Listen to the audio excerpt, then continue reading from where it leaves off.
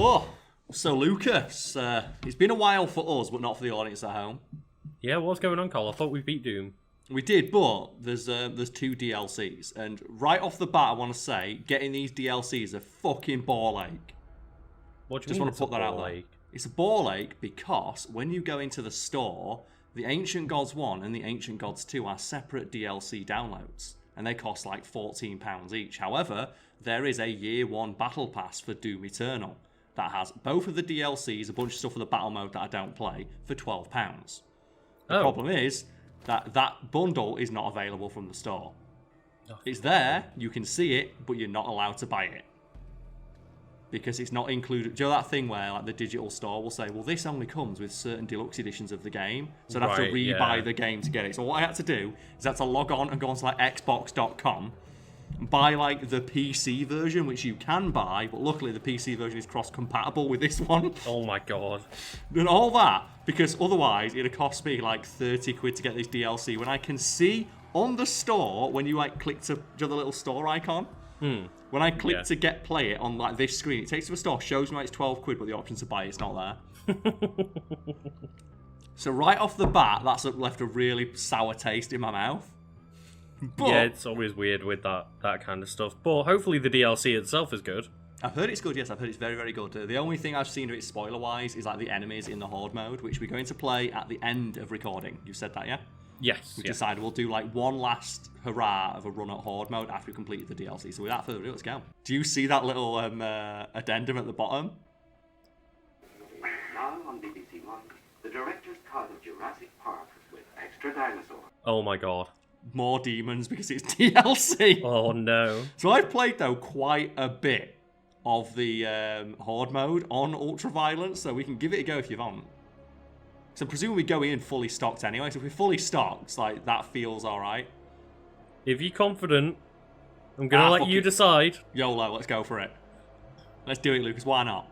Because that's the amount of people who got annoyed about us playing on it. It's like, but it's not Doom if you're not playing on... Like, one of the ones that got me is a guy who was legitimately arguing, it's not Doom if you're not playing on Ultraviolence, so why is it an option then? It's like, just because it's an option doesn't mean you have to select it. It's like, but it's there. It's an option for people like myself. Oh my god. Who are like, I'm confident in my ability to play first-person shooters, but not really demanding ones, while also talking and offering commentary. That's the thing that people always forget, isn't it? It's the commentary that comes along with the playing it on Horde Mode. But, you know what? Let's get it go. Oh, here we go, so. See, if the game didn't take itself so seriously, it would have been like previously on Doom Eternal, and then Doom Guy just pushes it off screen. Yeah, that would be so good. So hopefully people at home can read all that. I do like the commitment though to like the demonic font with the O. That's like, do you like Mortal Kombat has the thing of like everything that has a C in it has to be a K. Yeah, just the that. C does not exist in that universe. Do you know at the end of Doom where it's like shit's getting real? Yeah. It's like Doom Guy fucked up, so now it's like, god damn it, Doom Guy, you've got to go kill all the demons again. Weather's disrupting the signal, but Oh man, look at that like Unreal Engine struggling. Dr. Hayden, ready to God. These two guys with the same face. Did they really have to get the two guys with the same face talking to each other? I love the fact that just in his hand alone, there's more detail than both of those other characters. Yeah, they've basically got the same face, but one of them's got like... Do you know when you change the skin tone on like Commander Shepard? Oh god, yeah. He looks exactly the same, but it's still Commander Shepard. Keep blurry on my end. It's struggling. Yeah, it's even blurrier on my end. I'm looking at this through Discord. Yeah! Do you know what I don't get though? Because if I'm supposed to be a fully stocked Doom Guy right now, why am I still holding the regular shotgun? Because he hasn't got hype enough to get the super shotgun out yet. Isn't the super shotgun like the weapon of Doom Guy? They have an entire mission about that. Exactly, yeah. But it's easier to just use the old model that they had. I guess so. It also seems that they've not learned from the complaints of I really, really like playing the game in first person the entire time. Right, yeah. Yeah, so they've just given me a fully stocked Doom Guy. That's good. If you look, because I don't think I got the full... I wasn't fully upgraded at the end of my last playthrough, but now I am locked, so... Look, yeah. Let's just get used to everything again. Yeah, this is just a fully stocked Doom Guy right now. Yeah. So. I forgot how fast Doom is. I like the fact that this DLC has just got straight the fuck in. Well, yeah, that's what, like you expect that, wouldn't you? There's some people who've already beaten Doom. Well, you know, I would have expected Doom Eternal to get the fuck in, but it didn't, so... No. So you see this tactic here, Lucas. I'm only doing it because I know the enemies they introduce later are basically purpose designed to stop you being able to do that. Because they just saw that everybody did that in the main campaign. They introduce so many enemies that you can only kill them with this one weapon specifically. It's like, oh, they know. Yeah. They were salty that everyone was using it. Oh! Like, I've not had to use a single other weapon yet. No, it's really bad. Like, that's the thing. It's such a shame.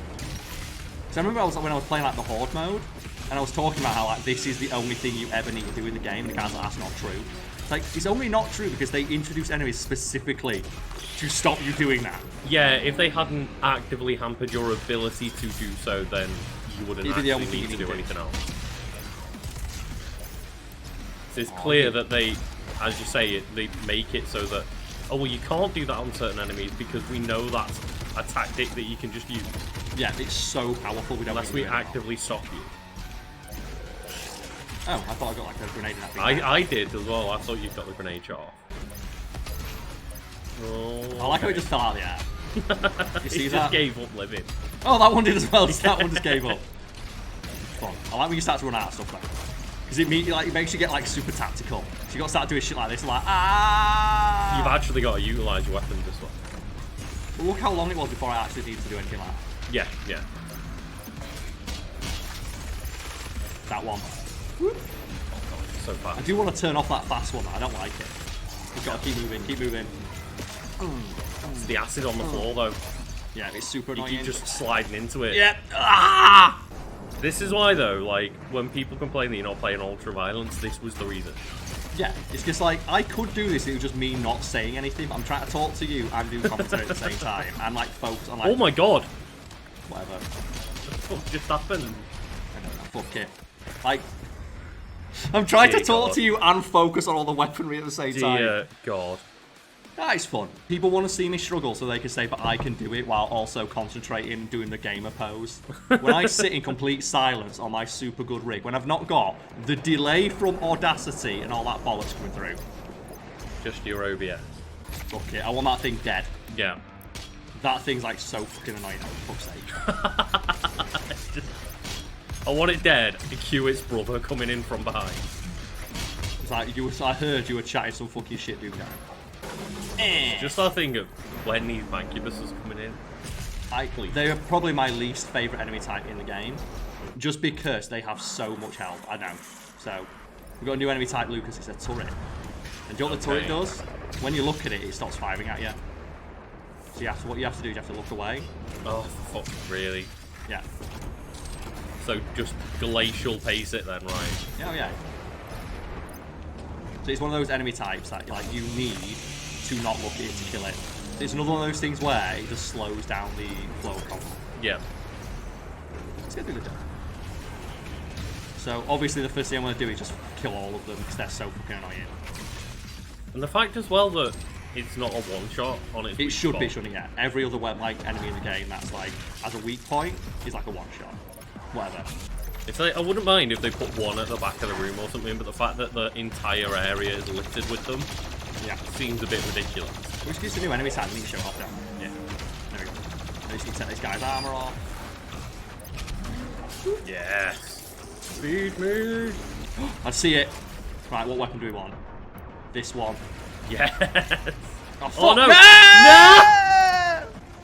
And I love the idea that just that entire time, while we would be there going, Doom Guy's completely stoic. Yeah, there's absolutely no emotion whatsoever. No. He's like checking his phone. He's like, yeah, whatever, cool. Oh no, Discord, no!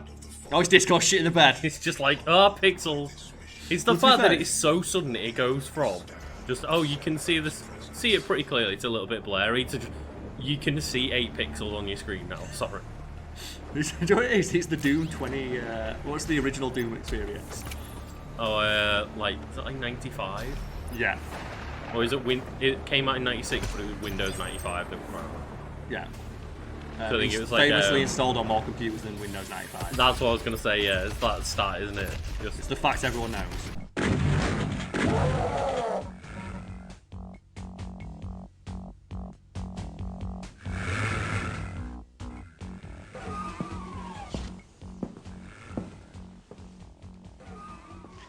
These games are getting really realistic. That's wild to me. It's like similar to when the Switch came out, and there were more copies of Breath of the Wild sold on Switch than Nintendo Switches. Yeah. Because so many people like, were like buying two versions of it because they were buying like the collector's edition as well. It is a bit of a struggle for these demons to take down this map. Like they are. Oh! Did you see his legs just fall off? Oh, it's good though. DLC. I'm enjoying it. Now I'm getting my eye back in. Yeah, yeah. It's just the moment I get into an area where I can actually move around, I say in one corner. Start moving a bit. Why people have died in that corridor though. Just the laser corridors, I get fucked. Oh no! No, Lucas, the game. Oh, the game's ruined. We were having fun. The Marauder came in. Just ruin our day. So I heard you were having fun. I just complimented the DLC. That the Marauder's in to teach me a lesson. Yeah, he's like, Lucas, how dare you compliment the DLC? Like, that's the thing as well, like, you spend so much time just waiting for him to move. They're getting slapped by these fuckers. Well, these are here so you can get the ammo. Oh no, I know, but it's the fact that they nearly stopped you interrupting the Marauder just with a little slap. Just this one. Just fuck you. I hate them so. I was surprised they didn't get you two. I'm honestly surprised the first combat encounter in the game wasn't the Marauder. Just for all the people who complained about that. I want to do this. Wait, what? Did you see that? That so fast. Okay. So I think it's. I'm going to try something here, Lucas. I'm going to try. Can I get the two turrets at once? So I'm going to face the wrong way, so they like lock onto me. And turn around. Yeah! Oh, do you see the game just fucking struggling? The game is struggling to like deal with this like. Yeah, the Xbox One's just like, what is this sea physics? No, I don't like it. Put me back inside a corridor. It can't be worse though than that rain you keep showing me in San Andreas. In the Grand Theft Auto Edition. Remastered. The fact they're called definitive. Well, that is the definitive edition. Are you saying that's not definitive? Well, it can't be definitive considering that. No! I couldn't cock my shotgun fast enough. Apparently they're putting the old versions back on the PC stuff. But only on the. I think it's just only on the Rockstar PC. store, yeah. Yeah. So they still got what they wanted, which is stopping people from out to play those games. I can't wait to give it another hour, and you're sitting there fighting all these invincible enemies. Go, I wish we were fighting the Mancubus again. I am so hungry for just an 18 Mancubus like one-on-one battle right now. I'm just gonna embrace chaos. I don't care. Oh Bring God, them all Karl. in. Oh. Bring them all in. Oh no. Ah, Lucas, it's fine. That was just not a nice thing to see when you jump around the corner. God. Ah, fuck it, okay. If you believe in me, Lucas, I'll do it. I don't know why you believed in me. Oh no! So it's behind me.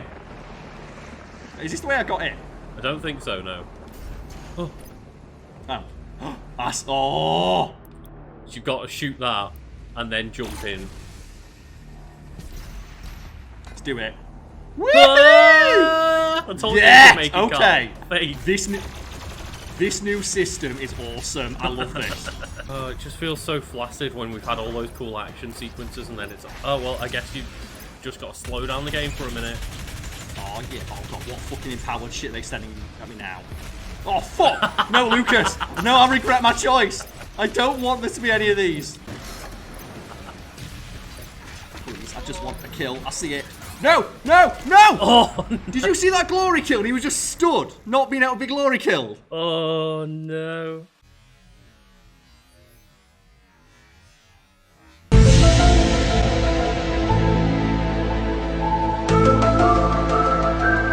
Like, you saw that on my screen, Yeah. didn't you? He was glory killable, so I turned around to go get him, and he was just there, like, mugging me. Getting me mugged by this demon. I'm like, you thought I was glory killable, did you, dickhead? I wonder if you look at my kill statistics, if it's like it's Mancubus that killed me the most. Yeah. I'm pretty sure during the base playthrough where I got like one death, it was a Mancubus. It's Mancubus nearly every fucking time. God. The thing I should point out for you as well, I am enjoying this. I'm not frustrated, 'cause I'm not one of those people who gets pissed off when games kill me. Yeah. I just want to like clarify that for someone like, oh, is Karl going to get pissed off or rage at the game? Because I think that's the thing people want when they see stuff like this. Like, I'm not going to rage or get like, I'm more going to get frustrated at myself. And I think you're quite similar, aren't you, Lucas, where you don't get annoyed with the game, you get annoyed with yourself for not being good enough to do something. Exactly, yeah.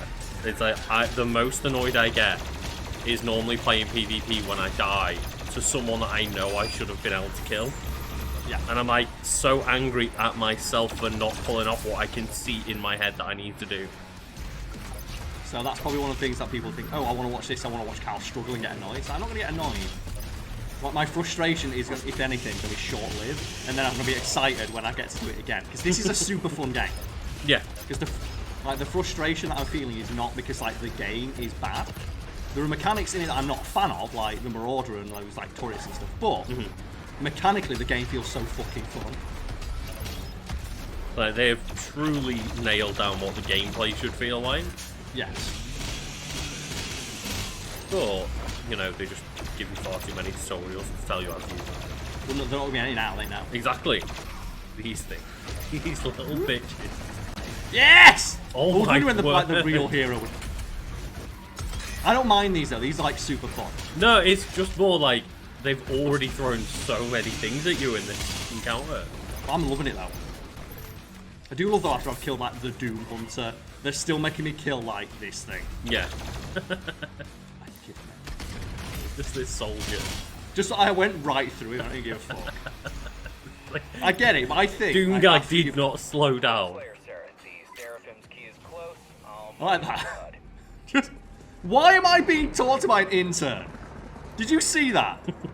That guy's like credit is literally intern. Like, I am saving not just the world, but all of existence, and they've got an intern in charge of telling me where to go. Carl, they're busy people. I feel like this warrants just a higher level of giving a fuck. They're busy, Carl, okay? Doing what? No! I've got a red key card! Oh no! Do you know what they could have put in for this? They could have put in like more glory kill animations on this thing. Do you know like one where you just punch it like 50 million times? One where you just teabag it to death. We've put in a crouch button, but only for when you beat Marauders. It's only active like for the 30 seconds after a Marauder's been beaten. And we said 30 seconds because we think that's how long they need. They need to know. That's the thing, so they're not even that much of a threat. It's like it's just because he blindsided me, and then I was trying to chainsaw an enemy, and then the dog bit my ass.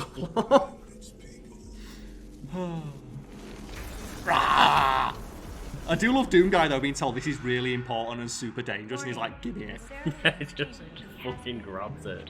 The Slayer has the key. This facility. Look at that rage quitting like losers. 5, 4, 3, 2, 1. Goodbye. Thing is though, if I'd have run past every single enemy and just grabbed that, I wouldn't have had to fight any demons. Because the thing would have just exploded and killed them all anyway. Yeah. Oh, that's a really good taste of the opening thing, and I'm feeling like I can get through it. There's going to be a couple of deaths here and there, but even the game tells you that you will die a few times because there's a shit ton of fucking demons. Yeah. Do you know what would be a really cool moment there's there more as well, because Lucas? it's DLC. Yeah. But do you know what would have been a cool moment there? If we got to see that explosion from first person and just see Doom Guy look at the ceiling like that. Yeah. Instead, we had to see it from outside. Let's do it. Let's get our favourite one off, shall we, Lucas? Yeah! It's our favourite one. So I'll remember that that's there. So I keep like not exploring the areas enough and noticing like the upgrades and like the bonuses like a little bit too late. Why am I stuck on this thing? Okay.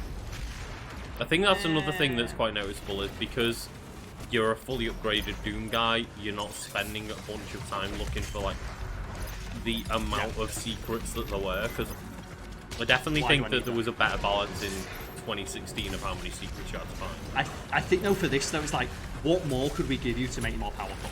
So if they gave me like any new weapons, I'd like new weapons. I'm pissed off about any of this. Yeah, game. new weapons would be good, but I don't think you need any more upgrades per se. No, it's like Doom Guy. Like if I had more movement options, I'd be just astounded. Sorry, not astounded. I would be just overwhelmed. But new weapons, sure. Or upgrades for your weapons. Like maybe like other mods. Because, like they can't change the base game, but maybe they could realise Because there is an enemy that they introduce later that is literally just no one used the microwave beam. Fuck it, you can only kill this enemy with the microwave beam. Ah, right, yeah. If you realise that the microwave beam's not very good, or you have like the stats to show no fucker uses it, maybe just put in a different mod. Just say, oh, there's another mod for the plasma rifle. Down in hell. Or there's just like upgrades to the microwave beam and the ones that weren't used much. Like, keep making the weapons you've got more powerful. If you're going to make like the... Oh, for fuck's sake, go away.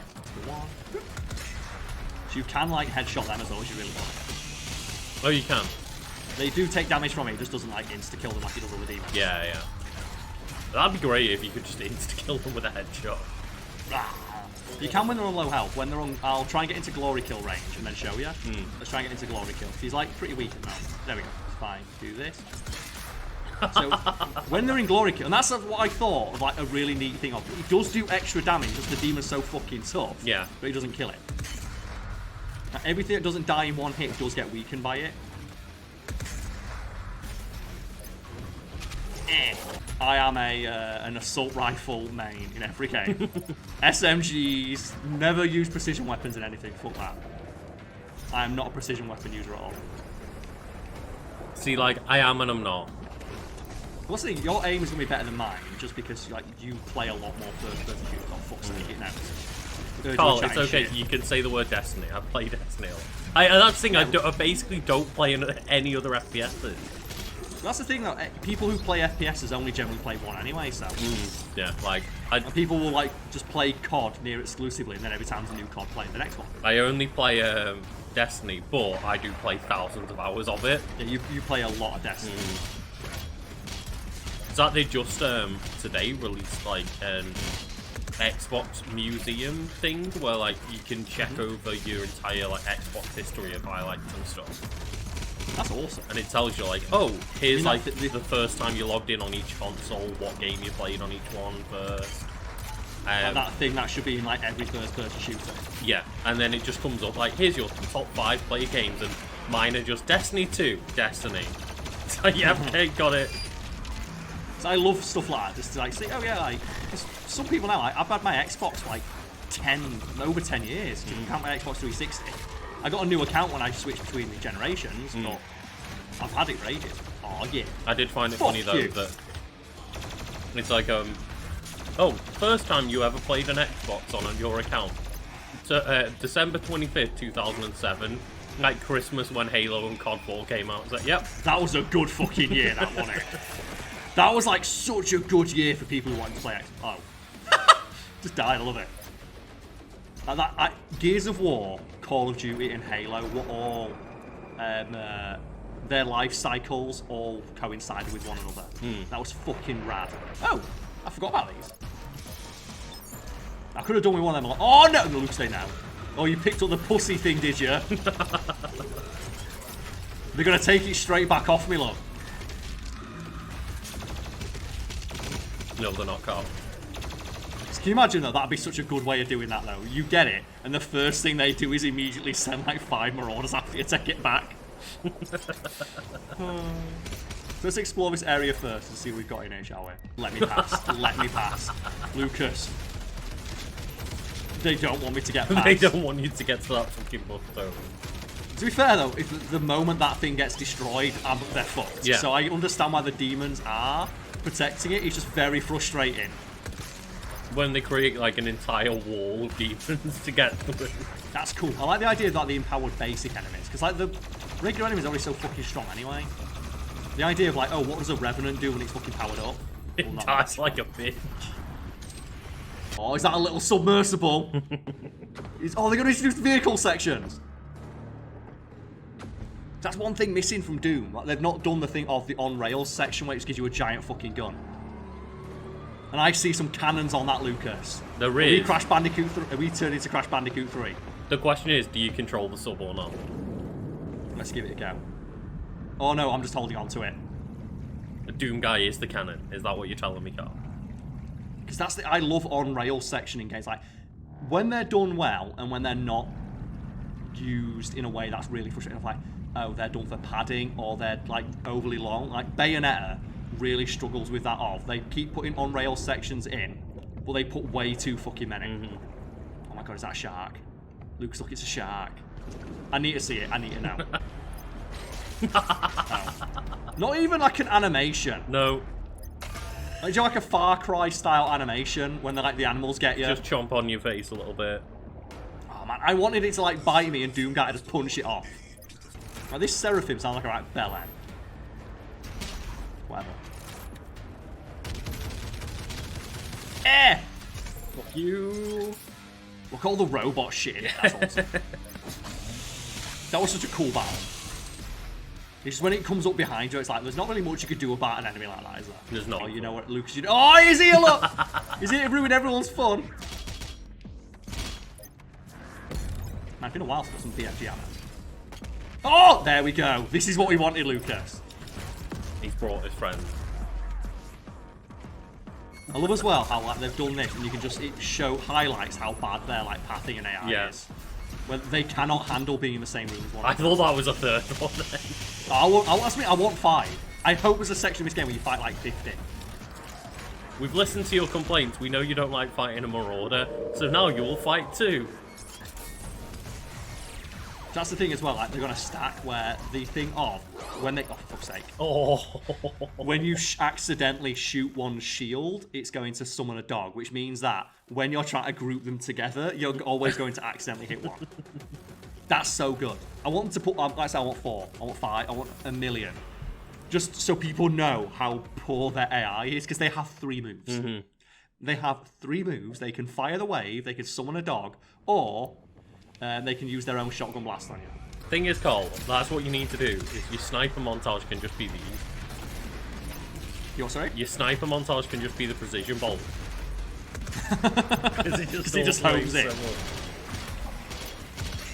But look at these 6 snipes I'm getting on Doom. Yeah. Just ignore the fact that I'm doing. I thought that guy. That's the thing, is like, it's really hard to tell when you can glory kill those things. Yeah. Mom. I find it really funny though, because since Halo Infinite's multiplayer dropped, I've actually seen people putting like Twitter clips out of like, here's my 6 snipes. I'm like, oh, but back in 2007. I miss these days. So I remember back in the day when that was a thing. Right, you have to pull. The worst thing is that when you see ones and they're just not good. Yeah, yeah. It's like, oh, it's the ones that always annoyed me are when people get like an overkill when they throw a grenade randomly. Yeah. It's like, there's no skill involved there. Why are you happy that you pulled this off? It's like, you just threw a grenade and got a kill. Yeah. Like, it's good, but I don't understand like why you're going, look at what I did. I It's think like, the only one I've seen of them that I think are really cool is the one where it's like the Halo 3 snipe, where they shoot at one person, but all 4 people accidentally line up. oh, those are great. And Yeah. go The through one accidental bullet part. and get like the overkill on that. I'll never forget when, like, back in the day when I played a lot of Halo 3, one of the clips that went around in our friend group was a guy who accidentally sniped himself. Because the other snipers could, like, deflect off walls. Yeah. He shot the sniper rifle and it deflected off the wall in such a way it killed him. So he sniped himself. Anything that takes like, skill The thing is that he does. through this skull. Oh, that's the one. You'd think he learned his lesson. It just looks like it hurts so fucking much. Because it's still screaming as he's like shoving like the knife all the way in. How thick are those things' skulls gotta be that he's not getting it all the way through that? Like, Doom guy first can't attempt. punch it through. Never stop. Lucas, I'm not stopping. They're all stuck in that pose of like, no, please. That one had a rough day though, because he was on fire, and I'm just there like one. So I don't think it's a spoiler to say like this guy's linked to Samuel Hayden somehow. Oh yeah. When he looks exactly the fucking same, has the same voice actor, and quotes half his lines. Repay the Father for all he has granted us both by returning him to his throne. So what are the odds on now? Because I don't know the story to this book. When this guy's saying, return the Father to the throne and he'll save us all, what are odds on him being a fucking demon? Let's put bets out right now. Odds on that guy being a demon. Because that's the thing. Everything that guy just said sounds so fucking ominous and evil. Yeah. It's like, is it going to be a demon, or is it going to be some kind of Sam Hayden plan? Because it's always the way, isn't it, in games like this? Where it's like, oh, the only way to save the Earth is to, like, you know, allow the new power to rise. It's like, there has never been a good character where their primary motivation is having untapped, unlimited power.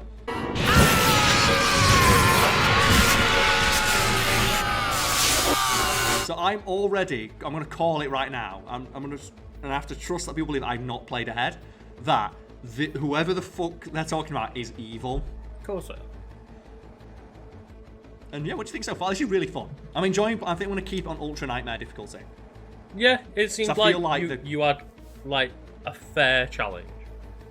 It's the only time I'd like get my ass kicked is just those areas where it's like you are in a very small enclosed area fighting enemies that do area of effect attacks. Or Mancubus.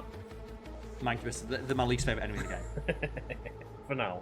It's because they're just so fat. And the one way that you're told to kill them, like the blood punch, causes them to do a huge explosion around them that causes like air damage over time. Mm-hmm. So the way that you're supposed to deal with them is like the riskiest way, which seems quite strange. But yeah, I'm having a lot of fun. But I'm going to call it right now that whoever that guy's talking about is fucking evil. I like maybe a tiny bit more exploration, but that's what I expect from a Doom game. But the problem is, yeah, with the exploration, what would they give me? There's nothing left to give me. That's the biggest downside so far, I would say, is just the fact that there's nothing to improve yourself. Yeah, there's no incentive to explore because there's nothing more that I need besides, like, secrets and stuff. But why would I care about getting the secrets when they're not going to reward me with anything? Mm-hmm. Like, I said, like, another mod for... Because I think that they could introduce that yet. I don't know. Oh, right, yeah. I've only played the Horde Mode, and the Horde Mode just gives you a fully upgraded Doom guy from the base game. Mm-hmm. Like, we might get a new ability, because presumably they're going to give us a Crucible equivalent. Maybe, but I don't want to get more equipment. I think, like, you've already got so much in your arsenal. Maybe other than, you know, getting a Crucible back. Yeah, get another Crucible, or just like new mods for the weapons. But yeah, I feel like they could put a third mod on the weapons, or like upgrade the mods further. Because there is like stuff from the developers that I was reading, like, yeah, no one used the microwave beam, which is what I found so strange. I love the microwave beam. Yeah, and you wouldn't really need to explain it plot-wise of just like, well, some of them get upgrades, some of them don't. It's just, well, the variants of mods that people didn't use got better versions because now they're usable. You don't need to explain, do you? You just say like, oh, there's a bunch of shit. Like, I was just in a research facility just then. There's a bunch of secret shit in here you never knew about. Exactly. And I don't feel like it would change the... Oh, not change the game, but like alter the game that much because they're making it harder on purpose. If you're going to make it harder, give me new tools to deal with this like difficulty. Yeah. Because as it stands, you see like the only... When I'm using anything other than the arbalest or the super shotgun, I'm actively at a disadvantage in every combat scenario. Even stuff like the rocket launcher, as powerful as it is, because it has splash damage on its stuff, it's not worth using compared to like the arbalest or the super shotgun, or even just like the cluster grenades from the regular shotgun, because they don't self-damage. Right, yeah, true. But I'm enjoying it so far. Yeah. I hope those people like, you've got to play on ultra violence, they're happy now. I'm trying my best, but talking and playing and trying to do commentary and like maintaining full situational awareness is it's a skill, and it's evidently a skill that I need to refine a little bit more. I can't wait for the comments of like, why aren't you playing on like ultra nightmare depth of spiciness difficulty? Did you see there's like a new ultra there's a one beyond nightmare called Ultra Nightmare, and it's like fucking hell. Carl, why aren't you playing like God? Well, it's like I defer to, because I am trying to use as many of the weapons as I can. With variations. If I was playing on Nightmare, it would just be me only using the super shotgun and the arbalest. Exactly, yeah. Thing is, I don't think it's necessary for Doom, but I still like customization games. It's like, even that, like, that's the thing. If they're going to keep putting those cutscenes in of us seeing Doom Guy, we might as well change something. We might as well make him look like a fucking moron. Exactly. We might as well make him look like a huge fucking weeb who got his mum's credit card. Oh yeah, the art carrier. Doesn't that look like a Halo 4 multiplayer level? It looking very grey. Very grey. Because when I think Doom, I think just gunmetal grey. To be fair, the original Doom, maybe. That's fair, yeah. But I feel like the original Doom, like after like the third stage, was getting rid of that. 'Cause, like by like the end of the first stage, you've already got like the entire floors of like acid and lava and shit. Yeah. Oh yeah. Oh, look at a Doom guy. It's a pimp Doom guy. He got his mum's credit card. Dr. Hayden is the Seraphim. I don't He's like been this with guy. us the entire time. Lucas, did you know Dr. Hayden is the Seraphim? I am sorry. There's no need You for it. need to see this because he's not well. Something is happening. and Who is this nobody here intern knows who's what's like wrong. Yeah. cutting him off? don't know. Yeah, look at that. That looks Master pretty Chief, cool. Master Chief, did you subscribe to the Halo Battle Pass and get your mum's? Yes, I paid for all the challenge skips. The Ingmar Sanctum. Oh god. Do you want to talk Like, about this that and how is shit it is? This is just being recorded around the time they've done like their first event with like the samurai armor, and god damn that event is awful. You can't unlock anything, can you? You can't guarantee that you even get challenges towards the event when you're playing. Have you seen as well that all the ads, the advert, the armor that's in the ads is the one that you got to pay for? Yep. And And the free version is not the same armor, it's a worse version of it. yeah, and if you, one of the things I like about that, also this is like story shit of like, it is forbidden for him. The idea of like a man in full military garb going, it is forbidden to touch the sphere. You were given the honor to serve the gods. Yet again. Oh, shut up. You're so obviously a villain. You were a villain in the first movie, and you're a villain, like the first game, you're a villain in this one. Lucas, look at this obvious not villain. Yeah. He's obviously This not a total villain. good guy, Karl. He's so good guy. He's got black and red with like gold accents. Not a villain. And he's not, floating as well. not a villain. Giant Also- red floaty robe. It's like, yeah, that screams good guy to me. So did you know instead of our really cool floating castle that had like an interesting visual design, now we're stuck on just a like the Borderlands 3 ship. Oh god. And if anything ever reminds you of the Borderlands 3 ship in a video game, don't fucking play it. Don't play that fucking... Also, I want to adjust my audio a bit 'cause it's quite quiet on my end. This won't adjust anything for the audience at home, don't worry, folks. But for me and Lucas, I want to hear Doom. It's one of those theories that I 100% believe, given everything else about the Halo game. Well, the monetization system for that game's been an absolute clusterfuck from start to finish. Yeah. If you go to like the samurai armor and look at all of the blood swamps, fucking this yes! is awesome. Look at that! Look at that big empty demon. If you go look at the like preview item, Joe, and you say, "Oh, I want to preview this new tint for my visor," Yeah. or a new shoulder pad. The default armor in all of those pictures is the one from all the ads, and that's one that was available in the beta. And the theory is that because so many people pick that armor to wear in the beta, that they've realised, oh, that's the most popular one, so let's put that one in the store. Oh, of course. And that's the thing as well, like, that's, like, not been confirmed, but I refuse not to believe it, because given how much they've monetized that game, I can see it, but, oh, man. So, Lucas, with the big twist that everyone saw coming one game ago revealed, the Slayer journeys into hell once more to seek the resting place of the Father's essence. Only the creator of all things can save Urdak and repel the hordes of hell. Well, I think Doom Guy's been doing a pretty good job so far. Yep. The Mire If of the you Blood want Sources- to repel the forces of hell, just put Doom Guy somewhere. Just put, like we said, put a Doom Guy helmet over Earth. The blood swamps are littered with the corpses of the countless dead who've tried and failed to reach the peaks of Ingmar's Sanctum where the Father's life sphere lies. I like how he's not allowed to touch his own life sphere. So we're going to have to like keep an ear out for the soundtrack, because from this point on it's all new music. Right. This is quite cool. This is like a common archetype in video games, like first-person shooters. Like the thing that explodes if you get near it. I don't mind that so far. Yes. And I went back and I just saw on PlayStation now, like, oh, Doom's on there. I was like, you know what? I'll play Doom 2016. Yes. And Doom 2016 is still very good. Oh, it's amazing. I yeah. will say, the UI is terrible. Oh, Doom 2016. Yeah. It's because it's just so It was awful. Like, it just looks so just bland and uninteresting. It looks like they got an intern to make it like the last day before the game launched. Is that what reminded you when I said the intern? Yeah, like, I was just like, oh my god, this is disgraceful. And like, Oh, the giant tentacles! the rest of the game, I was playing through the first couple levels, and I'm like, no, this is still fucking awesome. And the Oh game, yeah, it's still Doom. it just gives you your fucking guns and lets you get on with it. Like, you know, the opposite of what we complained about it. But yeah, I just played it, and I thought the UI was a bit, you know, unreadable in this game, but oh my, it's just so bland and awful in that.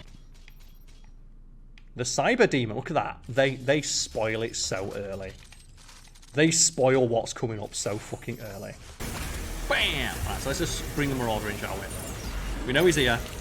We know he's here for some, like, you know, good time. Actually, it's not until we like get Until you kill a certain amount of enemies. Potentially. Well, that's fair. I don't mind that. There we go. I think he's stuck in the tree. No, he was just like spawning it. There's something that is like I keep getting pointed out to me is, did you know you can stun these guys with grenades? Yes, but stunning them doesn't do any damage. Oh, right. They take so little damage. Also, he got hurt by the environment and summoned his doggo. I would very much like to get rid of this now. It's also, as well, if he steps on it with his shield out, he will just bring out his doggo. And that's the thing, even on this harder difficulty, they're not a threat. They're just annoying. Every other enemy in the game is more of a threat on the harder difficulty. I got killed by an imp during that section, not him. Because the imp actually has the ability to do damage to me. Well, the only dangerous part of the moveset just appears to be the dog. Yeah, and the dog is if you accidentally shoot him when you're not supposed to. Look at this Mario Maker shit. I love it. Just the fire bars everywhere. You have just given me some proper Mario Maker like wall flashbacks of just those levels where it's like there's a fire bar everywhere on screen and you've got one square to get right. Oh no, Mario. Oh man, the ones for those people who are just like obsessed with like Mario. Yeah. So I can't believe the amount of people who are like that. That's probably like, I'd say, a fraction of a single % of the entirety of the base of people who play Mario games. And they were complaining that Mario Maker wasn't hard. And I was like, well, it's not hard enough for people who've never stopped playing fucking Mario games. People who've spent their years playing like the Kaizo Mario mods for speedruns and shit. It's almost like the game's not balanced for you. It's like this game here, we're playing Doom. The amount of people who are like, oh, can't believe you're playing on not the absolute hardest difficulty. It's like, because the absolute hardest difficulty is not what the intended gameplay experience is. Almost every single game is tuned for whatever the average difficulty is, because that's what they imagine the majority of people are playing. Yeah, and that's where, unless I'm replaying a game, I will pretty much always play on whatever the standard highlighted difficulty is when you boot up the game. Speaking of which, I'm wondering why this level so far has been quite muted in terms of its difficulty. So that first level was like a fuck you. It really was, yeah. Like, yeah, they introduced a Marauder straight away, but a Marauder is not a threat. Quite surprised, because like, the difficulty on the previous one was super hard. And now, like speaking of which, like that guy, look how quickly he fell down. That's the key that opens the entrance to the Why am I being talked talked about this intern? That would be pretty damn cool if those were just eggs for demons. And every time you pop one, like a demon came out. Like the Varkids in Borderlands, one of the best enemy types in a first-person shooter. The Varkids and the Goliath are so fun. I don't know why other first-person shooters did not rip off that enemy type. And if anyone doesn't know what those enemies are, they're basically enemies that can go around the environment and get powered up, and you can choose to let them keep powering up and up and up until it gets to the point where they're giving out like god tier loot. And the thing is, like, they will tackle them. And that's the thing about with Doom, they have enemy infighting. We just saw it right there, like, enemy infighting is like a staple of Doom. Why can't we have an enemy type that gets powered up the more of its own demons it kills? And I get that there's not then, Kate just going for it. Isn't that guy? Yeah, I get that there's not as much of an incentive in a game like Doom, because why would you let the enemy get more powerful? But it would be a fun twist on it to say... Do what you do. Say it drops BFG ammo. That's say true. The more powerful it gets, the more stuff it drops. And if you let it get to max level, it'll drop BFG ammo.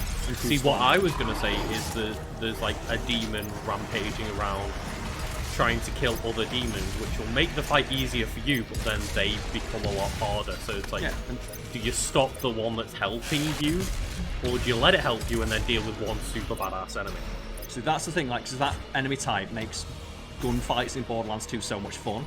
Yeah. Same thing with like the badass Varkids, where they'll level up throughout combat and you'll get more stuff for letting them level up, but they're hard to kill. So you can let an entire horde of them level up to like the super badass version of them, but you will probably die for it. What are we being hit by? Oh, just this swamping. I need to be near the dog lot. Yeah. Why they're only sending like basic bitch enemies out. This feels like very... Like, why is the enemies they're sending after me in this one so much less than last level? Like, think about how many fucking Mankibuses. There we go, that's what I was speaking about. Mankibuses, bring them in. I'm now hoping that I get help from this dog. I'm hoping that that dog becomes like a summon. What, you get the Marauder dog as well? Yeah, make it one of my grenades. I can't wait till they start sending like Archvile in here. Yeah. That's going to be so fun. Also, I want to say the effects that they're putting on But this circle is fucking horrendous. This is a terrible effect. I don't know if that's just because you're playing on like the base Xbox One though or not. It just like, doesn't look very good. It doesn't look great, but yeah, again, like, I don't know if it like looks better on PC or something, but it's not the best. Yeah. Bam! That's the one. Very committed to starting off slowly with these, aren't Yeah. I'm wondering, like, there must be something at the end of this level that's going to, like, fuck me up. There's got to be. Oh yeah. Ugh! You've always got to do it. You've always got to make sure you put the entire fist in. So, Lucas, like, Doom Guy leveled up. Tell me more about this Halo event, how much it sucks. Because I uninstalled Halo. Right, yeah. I legit just uninstalled Halo 5. I'm like, fuck this. So here we go. The event has got a separate battle pass on it. What? So even though the game was sold on saying the game will not have a permanent battle pass that never changes, they're putting in like a new fucking battle pass. No, so the battle pass isn't permanent, in the sense that it's only one battle pass. The battle pass is, like, when you purchase a battle pass, you will never run out of time to complete it. Oh, is that how they're getting away with it? Yeah. Because that means so, like, they put your in Season 1 battle pass will then have, like, a Season 2 battle pass to go with it, but if you don't beat the Season 1 battle pass in time, you can still gain progress towards it. But they're still going to sell you a second one. Yeah. I misunderstood that. So when I assumed you'd have to buy it once. No. I assumed it was you buy it once and get everything forever. I don't like that. I mean, it's like better that than what other games with battle passes do of, well, here's your battle pass, you buy it for, say, a tenner, and if you don't complete it by the end of the season, you've lost all of them. So you cut out for a second there, Lucas, on my end? Oh, sorry, yeah. Can you hear me? Yeah, I can hear you now. All right. There. I was just saying, it's better than what most games do, where you buy a battle pass for like 10 quid, and if you don't complete it within those 3 months, then you lose all the content out of it forever. One thing I will say though is that most of those battle passes give you a free in-game currency you can use to buy items. Yeah. Halo does not have that. No. Halo has absolutely zero ability for you to earn anything in the store outside of spending your own money. Yeah, exactly, yeah. Okay, so this seems fun. This like cool traversal challenge in here. But no, the secondary battle pass for the event that goes on while the event is live, yes, you don't gain progress towards it with experience. When you beat a challenge, you go up a level. So similar to like the weekly challenges they get for the battle pass, there's like event challenges that can come up as part of the rotation of the weekly challenges. and that's why they have all the challenge skips in as part of them. Oh, fuck off, Halo, with that. So like you can get to a point where you boot up the game. When I booted it up the other day to test it out, I had 3 weekly challenges available. One was the event challenge. I completed 2 challenges in my first match. So I went up 1 level on the event pass. And then the next 2 challenges I got were nothing to do with the event, so I couldn't make any progress until I did other stuff. They can absolutely fuck all the way off with that. Yep. It's So I literally was blatant. playing an event with 0 possibility for the next match or 2 to actually make progress towards that event. And Lucas, how good does that feel? It felt like shit and I stopped playing the game after that. Perfect. Spirit. So Lucas, this is the enemy, look. Can you read that description? Oh, so they possess other demons to make them powered, essentially. The only way to kill them is to kill them with the microwave beam. Right, got it. It is the only way to kill them. The one that you were talking about, where it's like, yeah, they knew people weren't using microwave beam, so there you go. Rather than make the microwave beam more useful, or give it a new functionality, or add a new mod for the game, and they introduced an enemy that can literally only be killed by it and is incredibly frustrating to deal with. Do you know what I call that, Lucas? I call that poor game design. Yeah, that is poor game design. Because it's like, rather than fix the issue, they just gave you basically...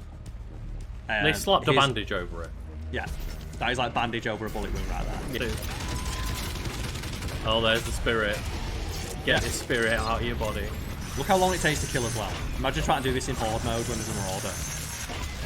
Does that Can look the fun, Marauder Lucas? be possessed? Yes, it can. Oh my god. And it just gets super armor, so it doesn't get hurt. And yes, that is very annoying to deal with, because it just means that the Marauder just runs at you in a straight line and doesn't take any damage. So what, in Doom, why was there any reason to make his like moveset less powerful or less useful? Make everything else more powerful. It's a power fantasy, for fuck's sake. Speaking of which, if it's there, I'm going to use it. If there's nothing for it to inhabit, you just leave it. Oh, What? right, okay. Oh, I was hoping I'd push it off the edge. Yeah, I was hoping as well. It seems as though it stays in the same position and it doesn't go forward. Yeah, capture. I'd love to be able to throw it off the edge. That would be so fun. It's like we said, we want the ability, like, glory kill an enemy by throwing it into another enemy. That seems like such a no-brainer for this series. So it was one of my favourite things about Gears of War 3 was taking things hostage to then like tag them with a grenade and kick them through a door. Yeah, yeah. Here's the thing as well, when an enemy's possessed, he doesn't get new attacks or anything, he just gets loads more health and super armor. So it's not even like they're like more of a challenge, it's just they have more health and they ignore attacks that would ordinarily stun or push them back or cause them to falter. Because it's stuck in an arachnotron, which is really slow, I might as well just leave it where it is. There's no reason for me to try and fight it. I just cut back 3 seconds later and it's like, oh, glory killing everything.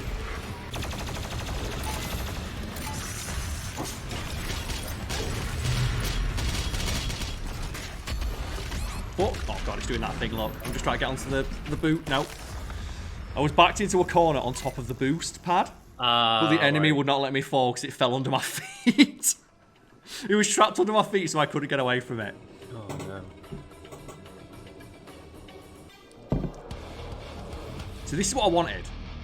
You see as well in that little cutscene, it summoned a marauder, which means they technically can summon marauders. Oh, did it? It summoned a marauder in that little preview. Oh my god, it puts me straight back to the start.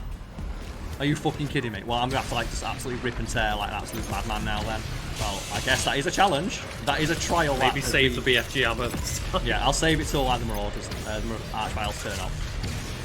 Because those things are just annoying. Not because they're tough, but because they move around and hide from all the other enemy types. And then start summoning other things in.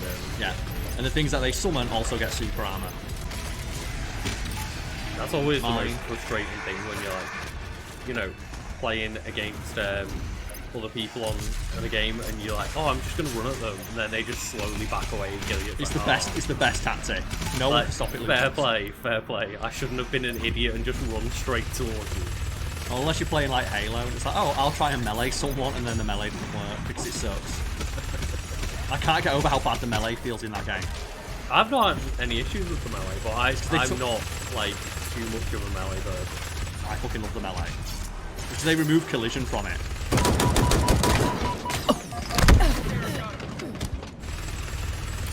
Now look how many bullets this thing took, it's great. Oh, fuck! Just hit critical damage. Headshot. You did. That's my favourite thing about the... Oh, well, you're dead. The mancubuses.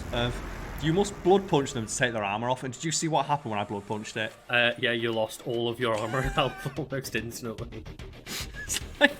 The one thing the game tells you to do to fight them is like the worst thing you can do in a combat. Because you had just full health, ran up to it, said, oh, well, Karl's dead. I remember having fun with the grapple lock in Halo last night, or the other day, and it's like... It's a shame you can't play the game and have any fun unlocking anything. The moment I'm not playing Halo, I'm not enjoying my experience. Because I'm just constantly reminded how awful like the customization and the battle pass and stuff is. And there's always like, always quote, the great... I forget now. How does James Sterling like to be referred to now? James Stephanie Sterling. James Stephanie Sterling, yes. I don't follow much of their work, but I do like their quote of, cosmetics are part of the game, otherwise why the fuck would they sell them? Yeah. If anything, they're more a part of the game, because if you go down and break down how much the company thinks they're worth more than the game itself in a lot of cases. Yeah, like with Halo, one skin is worth 1/3 of what the game is. Yeah. The game is a $60 game, but there's like skins in there that cost $20. Which means that, if anything, they're more a part of the game according to the company, because they value them higher than the game itself. Yep. And if they weren't considered valuable or important, they would be free. Yeah. Like, that does do what I said of keep your eye in the middle of the screen. Let me climb up here. Doom guy, fucking mantle! Nope. You want mantle? No, not allowed, Lucas, I'm not allowed. Lucas, I am forbidden from mantling that part of the map. You can't touch the sphere and you can't mantle that wall. So what's next? What's it going to be? It's going to be a fucking marauder in it. Oh no, it's this one demon. So what's next after this demon? No, that was one of the trials. So it was entirely tied to the fact that that fucking demon came in. Yeah. Oh my god, Lucas, it's one of those big coins. Oh my god, oh my god. That is a fucking coin. Who do you think's gonna win? I think the 3. Oh, it's got Luxie called his homies in, look. Called in the squad. The squad aren't quite sure who to attack though. Okay. There we go. I put an end to that fight.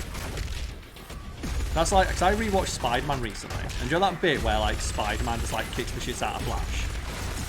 And he does like the full backflip in the... Like, which Spider-Man, Raimi? The good Spider-Man, yeah. Why would I ever talk about the Amazing Spider-Man, Lucas? Here's a pro tip. Like, if I ever say I watched Spider-Man, I never mean the Amazing Spider-Man ever. You know what? I rewatched those and they're fine. The thing about is, as much as you can say. The characters, like, the most compelling part of those movies makes sense because Mark Webb made like rom-coms. It is the characters just having conversations with each other. The moment it becomes like anything to do with Spider-Man or the villains, it really starts to fall apart, which you don't want in a Spider-Man movie. Because that was an empowered demon. But because they still have their one way to be killed, I just killed instantly.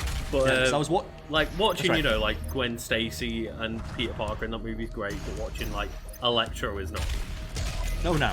The only good bit about Electro is that the getting hit by the radioactive Electro eels fixes the gap in his teeth. And not only does it fix the gap in his teeth, but they have to show it doing that. It's not like just, oh, Electro's decided that he'll fix his teeth because he's made of electricity, he can do what he wants. It's like, no, it shows you mid-transformation his teeth gap getting fixed. And you gotta admit, that is a fucking god tier moment.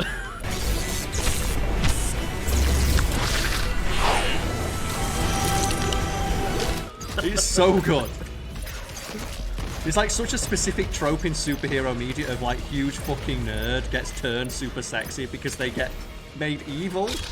Yeah, they lose the tooth gap, get rid of the glasses, put the hair down, and become super evil and hot. Because hot people are evil. Hot people are evil, Carl. That's the one. It's like the one of the... Oh, Lucas, who's it? It's like, oh, is it ruin the fun? Yeah. It's like, the one that I like is if you're attracted to like toxic women, it's because you picked Azula instead of Tylee when you're watching Avatar. And if you don't know who Azula is, Lucas, she's the best. Yeah, she's the fucking best. Oh, anyway, so in the Spider-Man thing, when like he does a backflip in the middle of fucking school. Help them, Harry!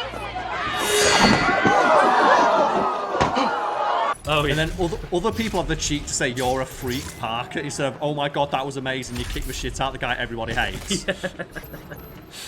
But, like, when Uncle Ben's reading the riot act later in that movie, it's like, you get into fights at school, and it's like, I didn't start that fight. And Uncle Ben gives him shit for defending himself from a bully. Yeah. A guy he knows has been bullying him for years. It's like, well, you sure finished that fight. It's like, no, I punched a guy who was on... If you watch that scene back, Flash is walking up behind him to punch him in the back of the head. Well, he gets that moment where he literally swings at him because the spider sense kicks in and he dodges it. Yeah, but if you look, he throws a punch so hard to Peter Parker's face that he puts a dent in the school locker. Yeah. And imagine if he didn't have spider sense in that moment, that would have been Flash punching someone with enough force to dent steel in the back of the head. Joe Manganiello just crushing skulls. Yeah, I reckon that would have like fully crushed Peter's skull.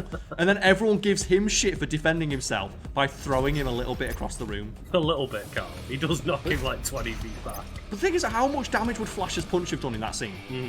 Like, think about how hard he swings in that scene.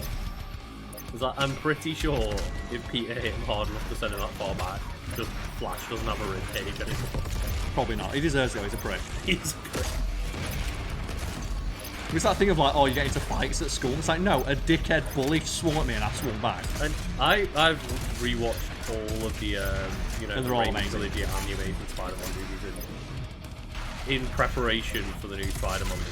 And yes, I forgot that Uncle Ben comes back as a like ghost imagination in number 2, and Peter Parker starts giving him shit again. Yeah, it's like, he argues with the ghost. You've got one chance to mentally like make up for the fact that the last thing you told Uncle Ben was to like fuck To go off. fuck himself, and he argues with him again. And he argues with him and tells him to fuck off again. I respect that. That's that thing of Joe when you like remember something in the shower after you've had an argument, and you think, I wish I'd said this. That's what Peter Parker does. So Lucas, like, let's just sum up what these things do. Can you see it? Yeah. So the entire time I've been talking, I've been dodging around it. Watch me shoot it in the face with a super shotgun. You ready? Oh, let me get a clean shot on his face. It doesn't move at all, though. Oh wow. It doesn't respond to being shot by the super shotgun.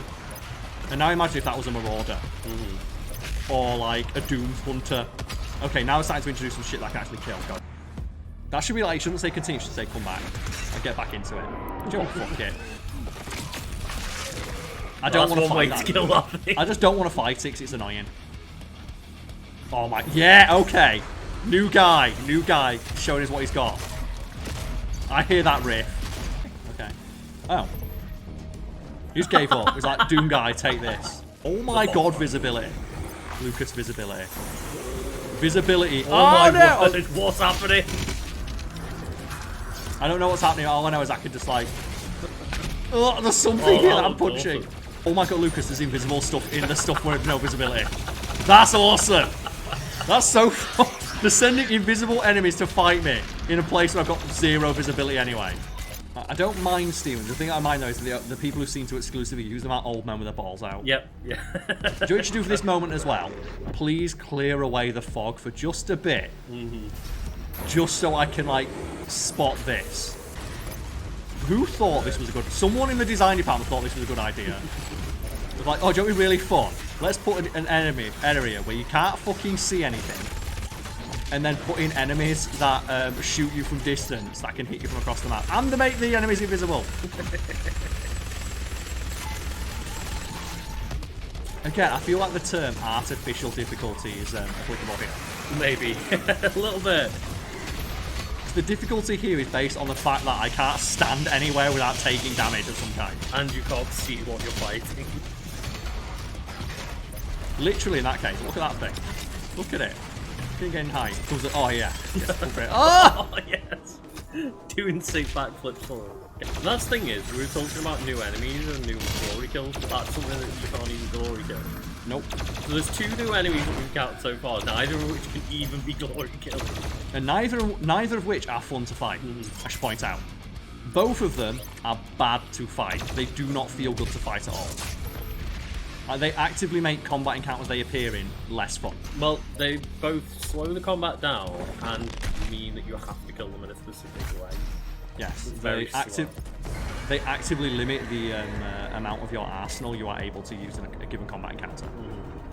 Something you don't really think you'd want to do in a game that's all about killing as many demons as possible in as creative a manner as you are able to. Yeah, as we said, it was like the idea behind Doom is that it's a power fantasy game.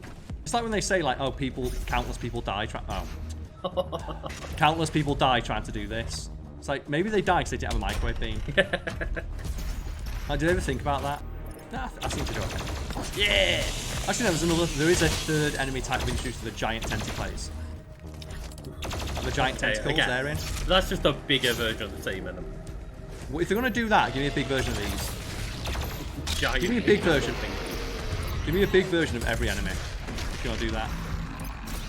Because that'd be super fun. But I think you should do both.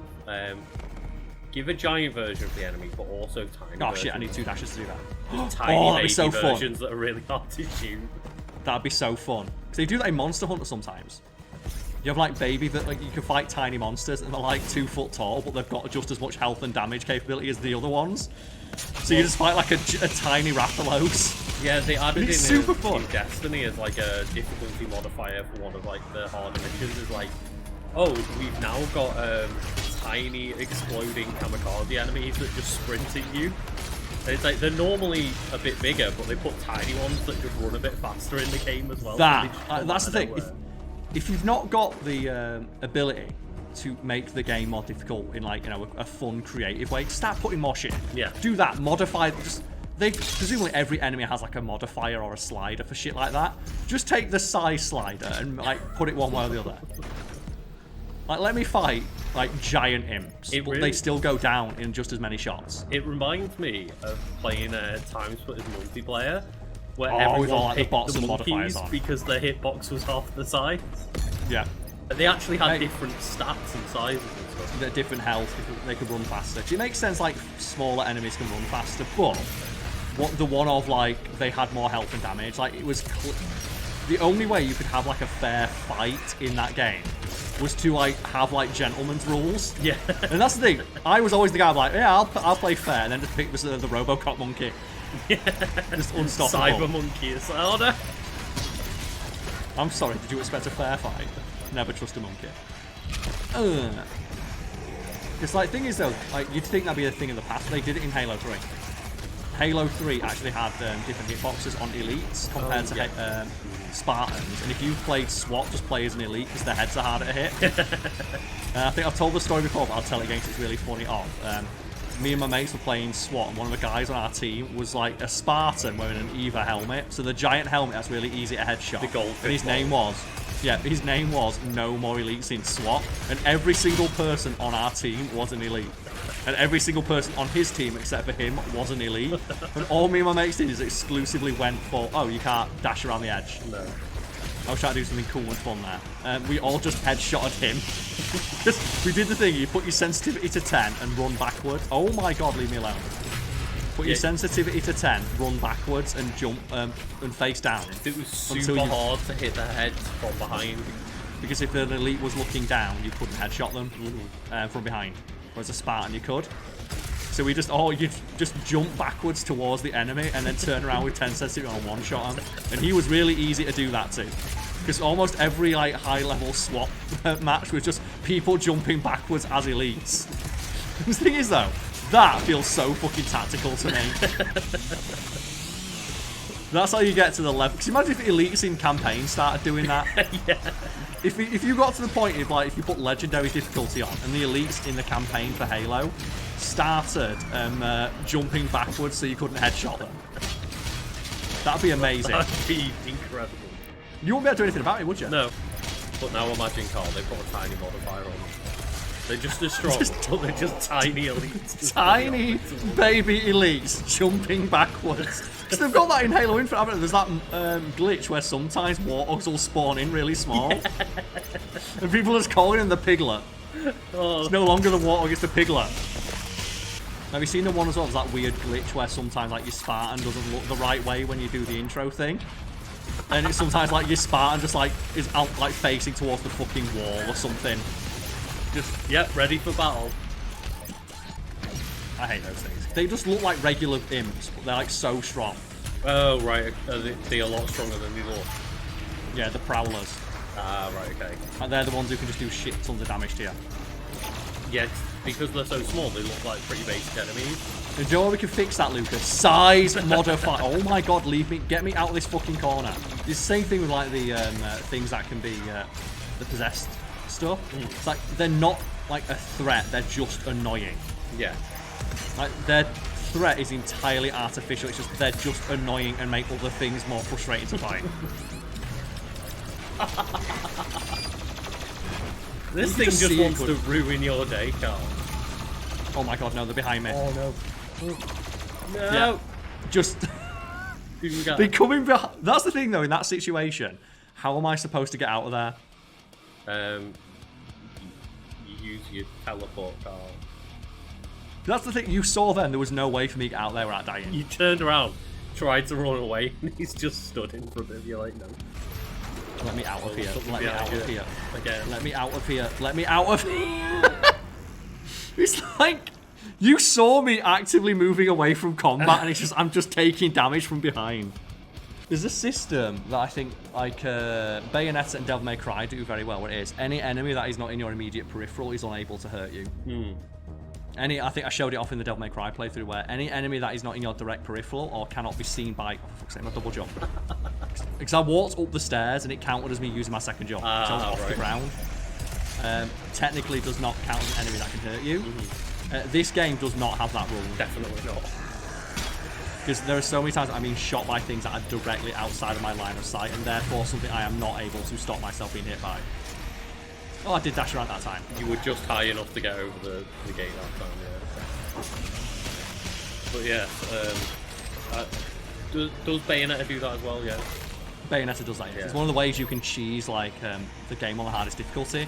Just face Bayonetta towards a wall and just shoot. Don't worry, got it, Karl. There's more That coming one. in off screen for you. Yeah. It's such a good system because it makes so much. It's one of those things that, as well, most people playing those games probably never notice because they never got killed from off screen. So it just feels so bad to get killed by shit you literally cannot see. Yeah. It's like we were talking about, bring it back to Halo, another third-person shooter game. They have a system in it where people behind you don't make noise. So people behind you in Halo do not make noise, but in the ranked mode, they remove your map. I was going to say, but also they just, players don't show up on radar if they're walking. Only if they're So sprinting. if they just quietly walk up behind you, there's no way of knowing that they're approaching, and it's an instant gunbutt kill from behind. Feels great. Feels great when that happens. And the thing as well, do you know what you do if like people aren't using the microwave beam enough? Make it so if you kill the enemy with the microwave beam, then it does the damage. It kills both, yeah. Yeah, no, I'm going to use it twice. So I was just checking that then, like if I kill it with the microwave beams, it just count as the kill the ghost as well. Sense because yeah, microwave beams like cook things from the inside. Yay! There we go. Destroy Father's life sphere. I want to fucking destroy his life sphere, Lucas. You won't believe it. Look at it. This coin. Oh. Okay. Let's complete the Trial of Malygog. The Trial of Malygog. Again, how would anyone do this if they didn't have a sniper rifle? Yeah. If they didn't have a sniper rifle, how the fuck would they do this? Bro music. Yeah, I'm just thinking, like, where the fuck's my music? All I can hear is the fucking orb going out. Wow, and it's a really annoying noise when I put out that. So I'm wearing headphones, that's fucking annoying. Yeah, so I was just thinking, like, something feels a bit weird. And then I realised, There's there's just no music. Oh, I thought it was a dance song. I know I already killed one of these. I don't know. Also, as well, when they're sending me to this realm, and it's like, oh, his sphere is contained, like, precisely inside this, and a demon takes me there. I don't think this guy's got the best interest of humanity in his mind. No.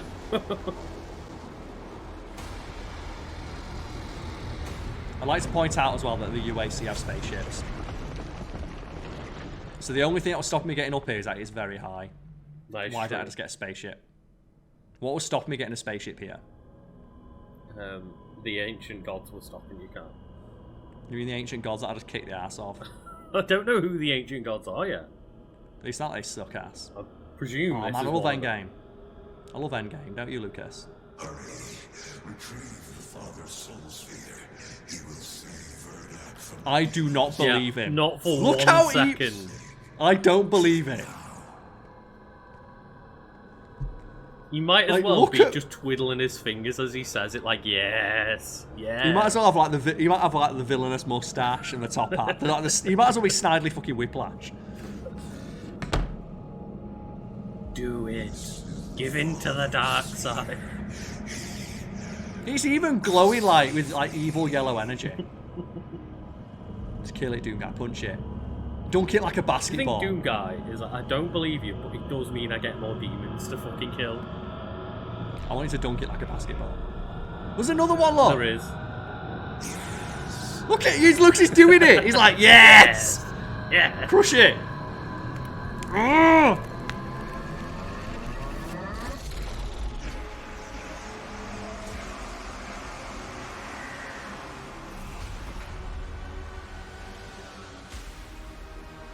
Oh, look at the little ones. There's a little baby one. The little baby, like, Father Sphere.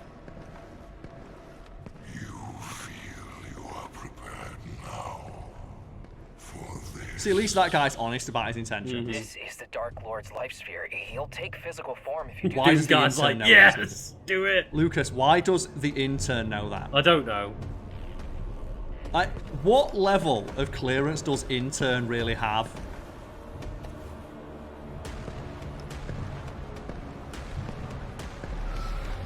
Dunk it like a basketball. Dunk it like a basketball. Oh, but like, so far so good. But how are you feeling about those new enemy types, Lucas? They just detract from the fun. Yeah. Let's think. So there is a couple ones that have not been introduced yet, but like so far, every new enemy type introduced actively makes the gameplay worse. However, Like- the combat encounters have been like, for the Super most fun. part, That's pretty cool. That's exactly what I want from like a DLC to do more combat. And I am getting my ass kicked in them, but I'm going to put a little bit of that to me not being very good and a little bit of being down to like just the game is like, fuck you.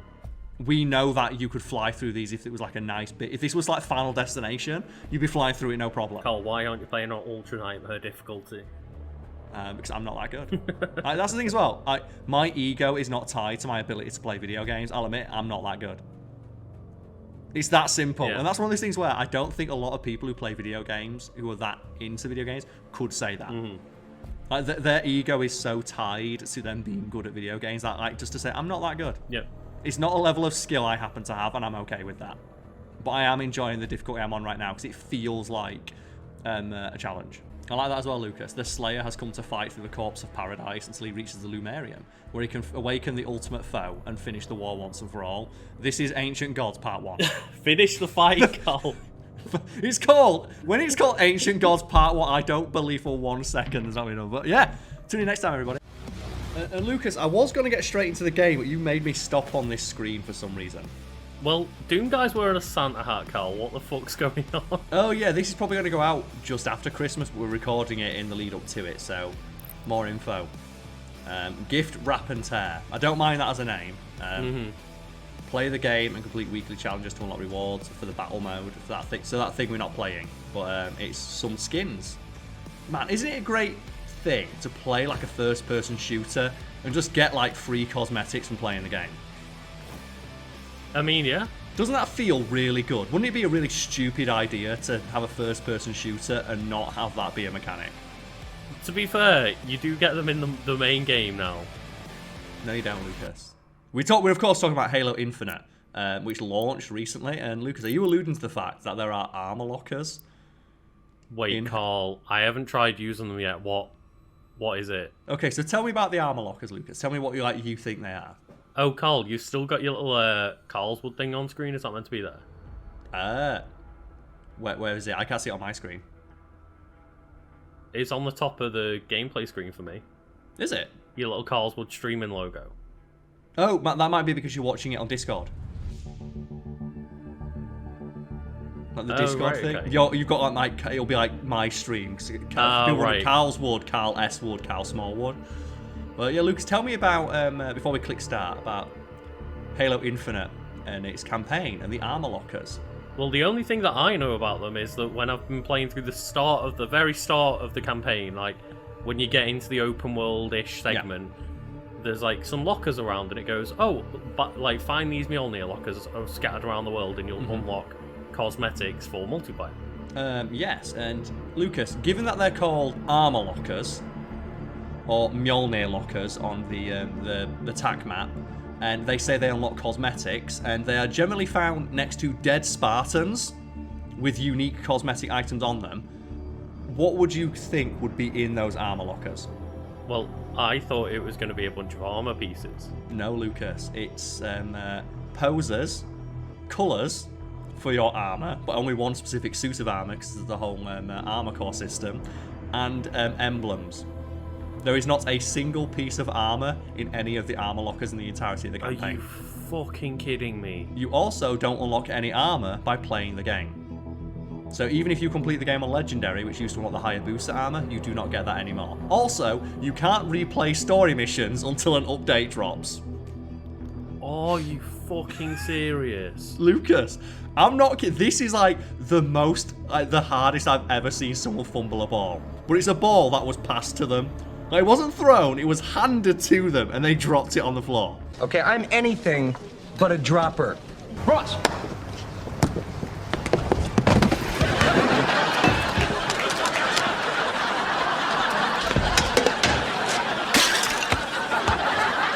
Dear God. It makes it so funny because they're literally called armor lockers. Armor lockers, and they do not contain any armor whatsoever. Oh, speaking of armor, look at this. I got this for free. Because they're like big, Master Chief size lockers. Oh my God. Yeah, next to dead Spartans wearing unique armor. I like how everyone else fucks off. It's like, fuck, evacuate. But then the intern's like, oh, it's fine. I mean, I think he's cool, but I still probably would be terrified if he was stood there with a giant glowing ball of death. Also, I don't mind this as a to explain story. Like I said, I'm in. Like, go fight the Dark Lord, because rather than say who's the Dark Lord, it's like, he's only ever been written about, which means that you don't know that he's been there. It's that story contrivance of, well, why have we never heard about the Dark Lord before? It's like, because he's so evil and so ancient that they've only ever written about him. He's like a myth, essentially. Yeah. They also missed a trick there, not having that Doom guy give the guy a thumbs up. So I was about to say, this area, I know where it is, but it's in the Horde mode. So let me get used to this again, because I've been playing quite a bit of Halo Infinite. Because goddamn, do I like flying around with that grapple hook. It's great, yeah. Do you know the best thing about that grapple hook is, though? You can get 4 other armor abilities, and none of them are as useful, so I've not upgraded them at all. I've literally never found a situation where they feel useful. I heard a lot of people talking about that, like, review-wise, when it came out, of like... Oh! Did you see that? Yeah, there are other abilities, but... So I'm just going to read this out, Lucas. The Bloodmaker is a heavy demon that is, and I quote, invulnerable when its shields are on. Yeah. So it's an enemy you literally can't hurt for 90%. It's another Marauder-type enemy of, like, you have to wait until it tells you it's vulnerable. Yeah, so I'm going to wait for it to turn into its face and just immediately kill it. There we go. Done. All I said in defense was it wasn't as bad as one of the worst designed enemies in the game. Yeah, that's fair. So, Lucas, I want to talk more about how bad Halo Infinite is, like, from like zero cosmetics. Do you see as well? It's only, I think, next week, at the time of recording this, where they've said, oh, we're going to put Slayer playlist in. Oh my god. The game didn't launch with Slayer, but it has a competitive element. I keep pressing Y. I'm really sorry, folks at home. That's how I switch to weapons in Halo. Yeah. That's going to take me a second to, like, get used to again. So, forgive the rust, folks at home. Bam! But no, I did see people talking about how, like, oh, you know, the grapple hook's the best ability in Halo. I didn't really want to use anything else. And even when I tried to chain it between, because you can, like, chain... It's so awkward to do. Them, but apparently you've got to, like, press 2 buttons on the D-pad to then swap them, and then... And sometimes you accidentally switch to... It's one of the most poorly thought out things in that game of, like, why would you ever use anything but the grapple hook? Like, everything else is completely fucking useless compared to the grapple hook. So the grapple hook gives you basically infinite maneuverability. I am quite annoyed, though, that I managed to grapple hook myself to certain areas of the map, for then just to get told, like, return to the battlefield. Oh man, that's so cool. I did one of, I got right to the top of a weird structure, and I did find a skull up there. Eventually managed to, like, bullshit my way, fling myself across it. Yeah. And then it's just like, oh, well done, you made it across the chasm, you insta-die. Yeah. Like, oh, God. It doesn't really feel like a reward for doing that. Would it surprise you to learn, Lucas, that that map was initially a lot bigger, and the game's scale was a lot more, until they realised... I did read about this, yeah. The game was going to be 3 times the size. Yeah. I like these, like, cool little jellyfish. Yeah, these weird jellyfish platforms, I like it. One thing I'll say about Halo Infinite is, when you get... Fuck's sake, every time. It's going to keep happening. When you get to the point where you're underground, get used to that, because that, for me, last night playing, was the, like, I want to say a good hour and a half straight of gameplay. Just underground in a boring-ass Forerunner location with no visual... like, nothing visually interesting at all in it. And it's like, this is in the same game where they're supposed... like, all the outside stuff looks so fucking rad. Yeah. And it sounds like... It really surprised me, but I get what was set in, like, the story and the tone and stuff, but the game that has been lauded as, like, oh, it's going to be, like, open world-ish Halo. It's, like, basically open world Halo for the first time, and so that's much how of the they've game. been talking about it, and then you get launched into a spaceship and do a corridor level. Yeah, the very first thing you do. I was like, wait, what? Like, and again, I get that it's setting up the story and setting up the Banished, because a lot of people won't know who the Banished are. And Because they didn't play Halo Wars. Yeah. But it was very baffling of, like, The very first thing they... Halo. The Fight down corridor. Cheeky ones.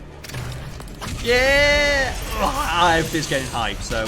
Yes, Lucas, there is no reason for you to get those armor traits in the Halo Infinite multiplayer because they do not contain any armor whatsoever. I was already ignoring the audio logs, Carl. I've got nothing to hunt. There's literally nothing to hunt in that open world except for the skulls. But even if you get a skull and think, well, wouldn't a mission be interesting to go back and replay with this skull on? You can't do that because for some reason you are unable to replay any mission. You have to restart the entire game.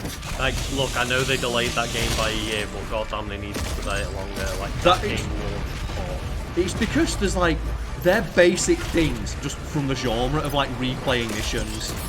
It's not even something like they didn't anticipate. It's like, you built a game that's super fun to run around, and there is a long-held staple of the game that's like introduced like new gameplay elements, and you don't give people the ability to redo story missions. It's like Halo staples like Horde Mode and co-op that they told us would be in the game, and now like wait up to a year to get them, I guess. Because they realised like they weren't in previous ones, people like complained. Well, they even made a big deal after Halo 5 launched of like, Oh yeah, we're gonna make sure we include co-op like and split screen in the next game because we realised we fucked up on it. Oh shit, there's a bunch of stuff behind me. Because I think they had co-op, but it was only online co-op in Halo 5, wasn't it? Yep, no couch co-op. They like apologised and said, "Oh no, we'll make sure that co-op is on like split screen when we launch the next game." It's like, well, they don't even have co-op this time. Nope. It's just baffling. Like that game has been ruined by like those dirty, just stinky fingers of Microsoft execs being like, "Well, let's monetize this shit." Like, because you know those armor lockers 100% contain like unlockables when the game first launched, or in like the initial like builds, and then someone from Microsoft went, "Wait a minute, you're giving the player something for free?" It's like, yes, like a Halo game. Like, whoa, whoa, whoa, whoa, whoa. Armor's real valuable, right? Like, we can sell armor for a lot. Well, I didn't believe like all the memes I saw about how much like the cosmetics cost in that game. When I saw like 15 fucking quid for an armor piece. Ridiculous. And it's just amazing, like you boot up Doom and it's like, oh yeah, it's Christmas, so we're gonna give you some free stupid Christmas skins. But anyway, Doom, yeah, I'm having some fun. I'm getting used to it again now. I like how we've spent so long in this playthrough talking about like Halo, Metroid, Destiny. Like, yeah, you can tell when we record it based on what game we talk about and how good my ability to play the game is. Yeah. It's like, you can tell, oh, Halo must have launched because Karl just keep pressing fucking Y and X because he's used to reloading and switching weapons. He's not used to having like 50 fucking weapons.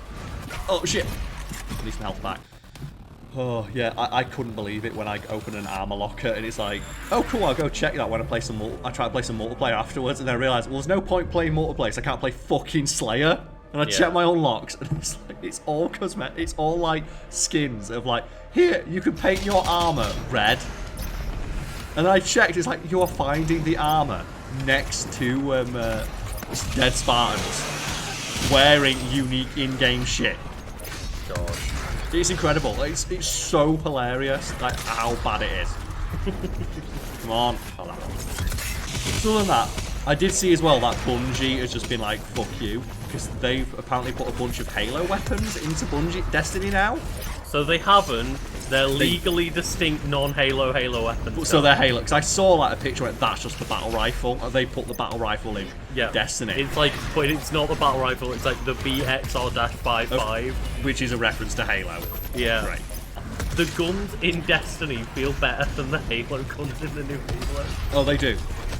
Like almost every gun. There's no reason to pick up any gun. Like, all those guns just feel bad. Oh god. No. Oh, he spawned me back. I was like, oh, at least he's going to spawn me back. Like, the first thing I did was go to a place where it was like, here's an upgraded energy sword, get it at your base at any point. I was like, well, I'm sorted then. Grappling hook energy sword it is. That's all you need. Equal lines and fair play for the violence on that. Come on, come on! Oh, I died. I died, Lucas, trying to use the game's own mechanics. It's like I saw one today. It takes so long. It was just a grunt. Started like running at Master Chief going, I didn't mean to turn these grenades on. No. There is a lot of them. The one that I like, and they'll never top it, and it's from Halo 3, is when you stick a grunt and he says, not again. They'll never top that one. Get the fuck away from me. Oh my god. Oh my, Lucas, they're not letting me get right. It's like, can I? Oh god, no! No! The Mancubus! The Mancubus with super armor. There's no reason to ever go near that thing. Punch them and they'll just do like the ground pound on you. He'll just do that anyway. He's unstoppable now. Oh, well, but this time they won't even have the chance of flinching or anything. Nope. Look at him. He's just taking it. What an absolute man. This Mancubus. Oh my god, leave him alone. I'm not fighting him anymore. I don't like this Mancubus, Lucas. I don't like what he's doing. Nice way of being Karl. Look how long it takes. So long. Yeah, that should be pretty much an insta-kill. If it's the only weapon that can hurt it. Yeah. It takes just as long to like kill regular enemies that aren't specifically weak to it. Bam! Mine. Oh, that was really mean. Because it has like a split second to appreciate what's happening to it. There we go. I wanted the power boost. Bam! Oh, just cold cock a Mancubus. Oh no! He saw me chatting shit. Oh. So I was dashing away from him, but the other Mancubus just came in from behind and got me. Yeah, I know. It does look pretty hilarious when it's got like the tiny guns, look. It's like beep, beep, beep, beep, beep, beep. Do you know what that is? That's the Danny DeVito meme. It's anyway I started blasting. Just pow, pow, pow. My guns. Oh. Anyway, I started blasting. Bang! Wow. Bang! Well, I don't see so good, so I missed. Then they ran away. I ran after them. Okay. Bang! Try to shoot them in the back. But I don't want so good either. I can't believe you didn't play on an easier difficulty. You can't see how much I'm actually pressing Y. It's just that the flamethrower's not procced yet, so you don't like hear it. God no, the Mancubus got powered up again. I would rather have any enemy but a Mancubus. Oh my god, he goes to another glory double stage. Bam! I do like the look on them though when they have like the glowing fire eyes. Oh my god, no. Ah! God, the bros. Just rocking up together. That is like the fucking squad, isn't it? Oh my god, I thought there was two of them. There's three of them. They're all moving together like one effective unit. Just squatted up for the night. Ugh! I thought he was doing a combat roll at me then. I was so... No! Oh no! He's hit ruin the day. The wolves are here. The wolves are in, Karl. I heard it. Need a shotgun. Shotgun arbalest. Oh no! Oh my god.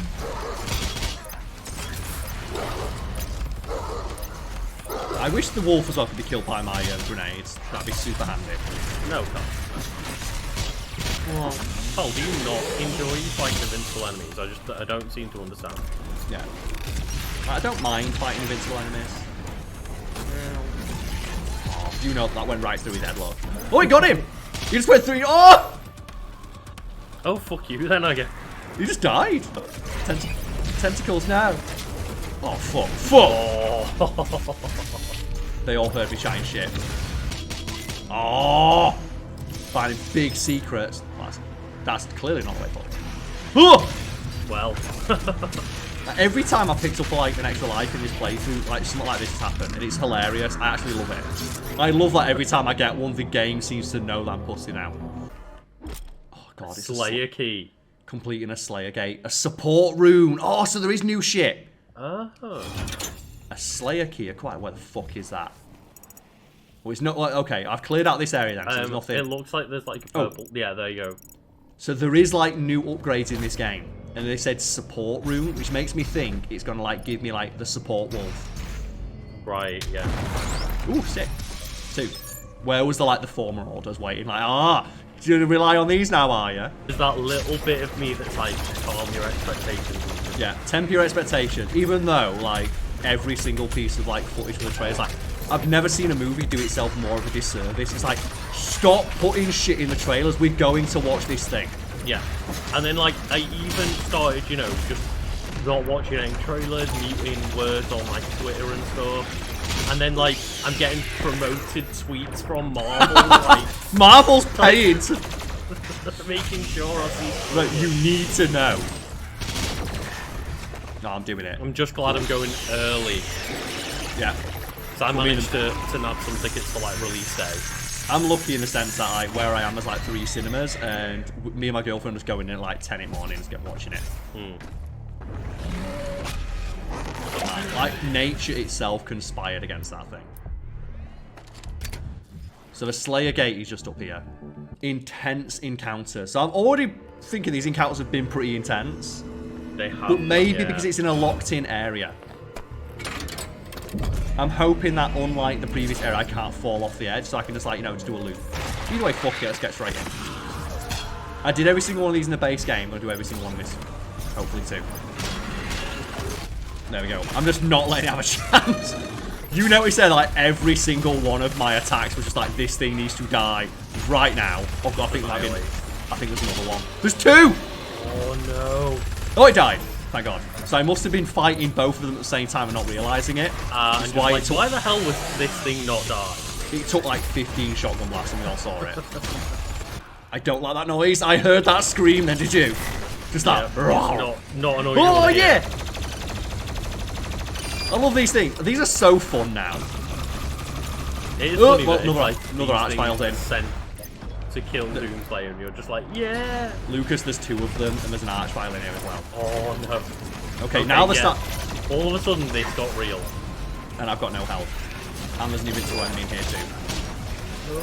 I'm gonna have to pull some fucking arse, my friend. Oh, it's just so you can see it as you chainsaw and that thing just running straight at you. So I'm gonna need you to talk, because I'm gonna do my best, Karl. Like, you can do it, just start flame belching. That's what I'm trying to do. Yeah, try and keep an eye on my unlocks as well, so I know. Okay, I'll try. Well, you got a chainsaw ready. Thank you. That was really helpful. It lets me stack all this stuff up. That's why there's so many imps. You got a flame belt. Maybe get your meat hook out. Oh shit! Wait, what? No! Oh! I thought I was melee in that. I thought that was like a unique melee animation for being above it. Chainsaw up ready. Perfect. I knew there was one up there. Lucas, there's always a guy up there. Have you ever seen like Last Action Hero, where Arnold Schwarzenegger walks into his house and it's like there's a ninja in his cupboard? He's like, how do you know there was a ninja in there? And he's like, there's always a guy in there. It's like every time he comes home, there's just a ninja waiting for him in his cupboard.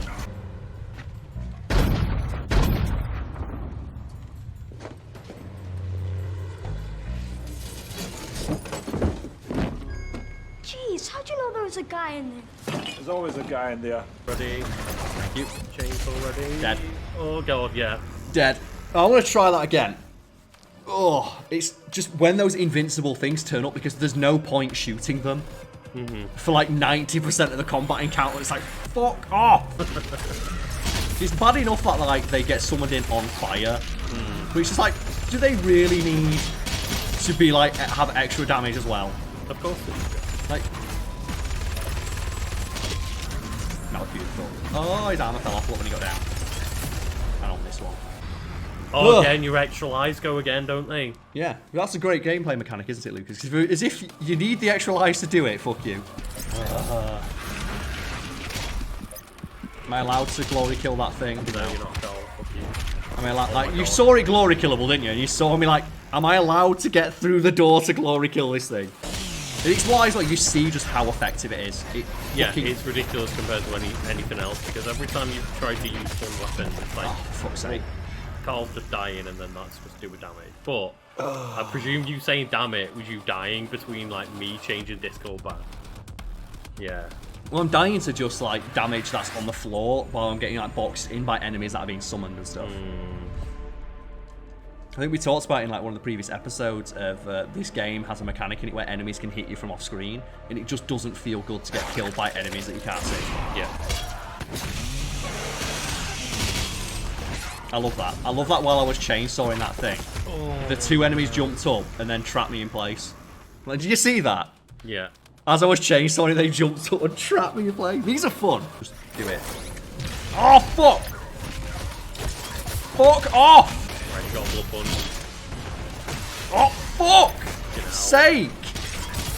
Trapping me in place. Oh, no. While I'm hitting the shield, it's like, well, these things are going to be a problem. Let me shoot his shield. And the fucking imp comes in with the boosted swing. Because it's what we always say about stuff like this. Like, this is something that I could do if I just sat in complete silence and played it without the distractions of having to talk and the delay of the Elgato. Yeah, true. So I do want to see what like Resurrecting Miss Dark Lord's all about. Oh my god. Yeah, just getting by enemies that you can't see always feels great.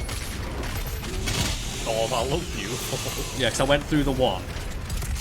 Yeah, it's like... Oh, Lucas! Oh, it's infected. No. So I need to kill everything else before I start fighting this thing.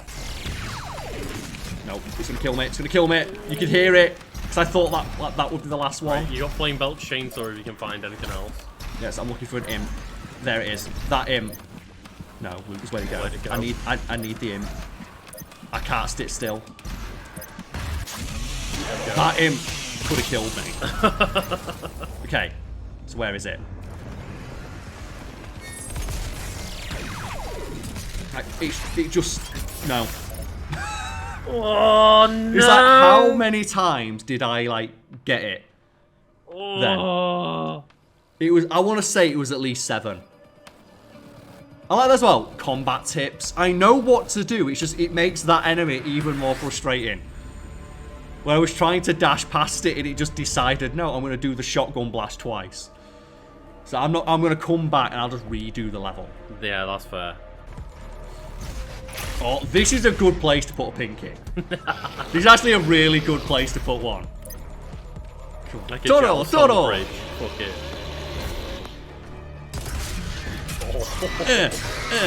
Get those kidneys. Oh. Fucking hell. That was a punch. There's something down here, ain't there? Huh. Come all the way down here to get hit by the tentacle. I'm like, there's something down here. Well, this feels like the most... I think there was a law book that you jumped on top of. Oh, okay. Can't get over. I like part. Thing is, though, when Doom Guy meleeed that tree, look how far it went. But then when you melee a demon without a blood punch, like, look how little it does. It's so absurd. To the point where I can't imagine that's intentional, but it has to be. It does have to be, but I don't see how it should be, like... I don't see how it would be unbalanced, making, like, the standard melee a one-shot of basic enemies. Oh, do you know what you do? One melee puts them into glory kill state. Yes. Because the amount of times where I instinctually just melee, because that's what you do in a video game, and it gets me killed. Yeah. Fuck it.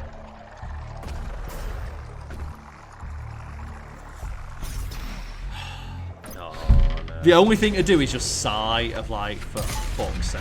Oh, I think it counted. Oh, it just... I got close. Like, you know what? Close enough. You were close enough, because that's one of those things of like, this is a cool combat encounter. Yeah. With these things here, invisible, so you can like... I do like the extra amount of like, environmental stuff they've put in. Yeah. Seemingly though, none of it hurts your opponents, which is kind of lame. Chainsaw. Checkpoint. I like when you get a checkpoint when there's something like screaming in agony. Yeah. Oh. Oh. Okay. This is going to be a combat encounter. Oh. Okay. Oh, maybe not.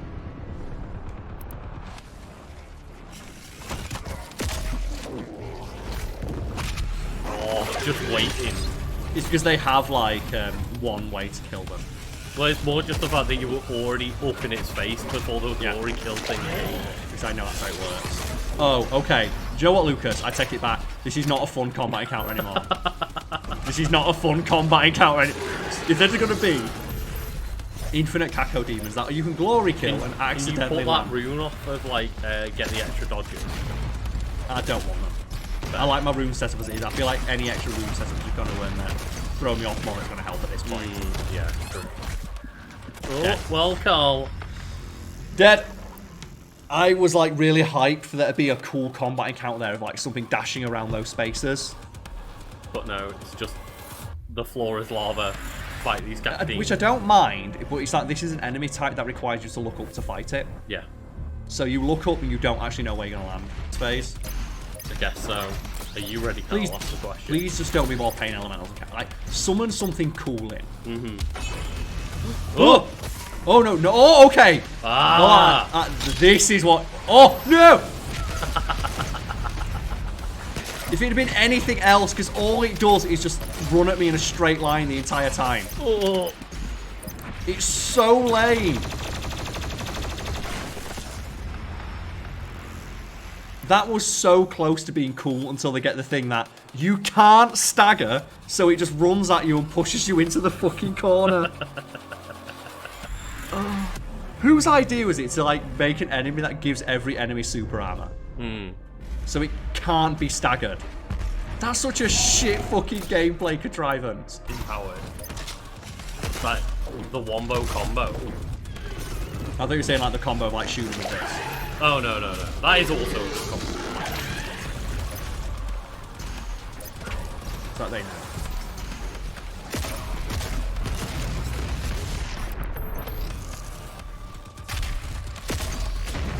I hate how you can shoot them in the mouth, but they don't have the same thing. Dead. Oh my god. It's almost like when you've got an enemy type that force you to look fucking up the entire time you're fighting it. It's really difficult if the floor kills you. Have you actually seen how much damage I take when I touch that floor? Look how much damage they do. It's just...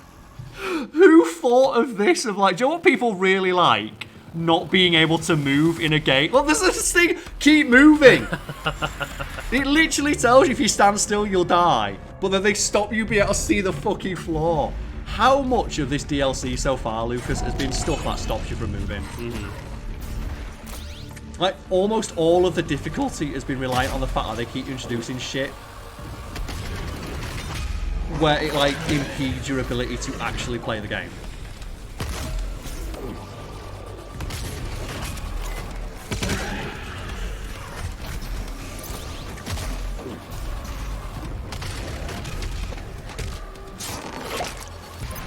Because there's no chance for you to actually, like, get anything lined up on it.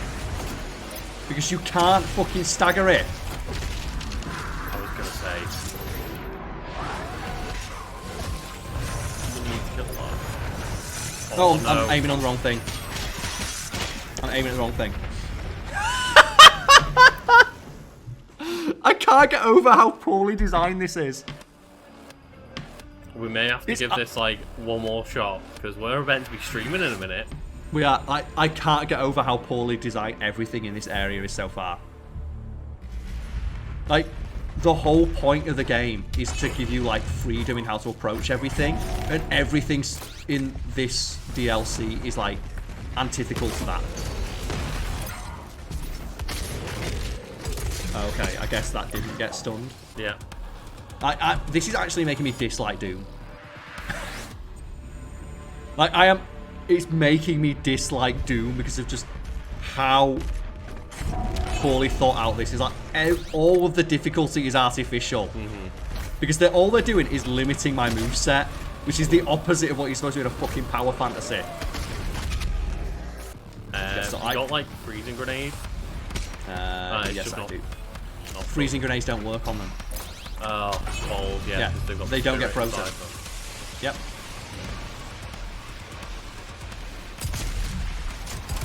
So I'm just gonna strafe it in a circle. I'm not gonna have any fun.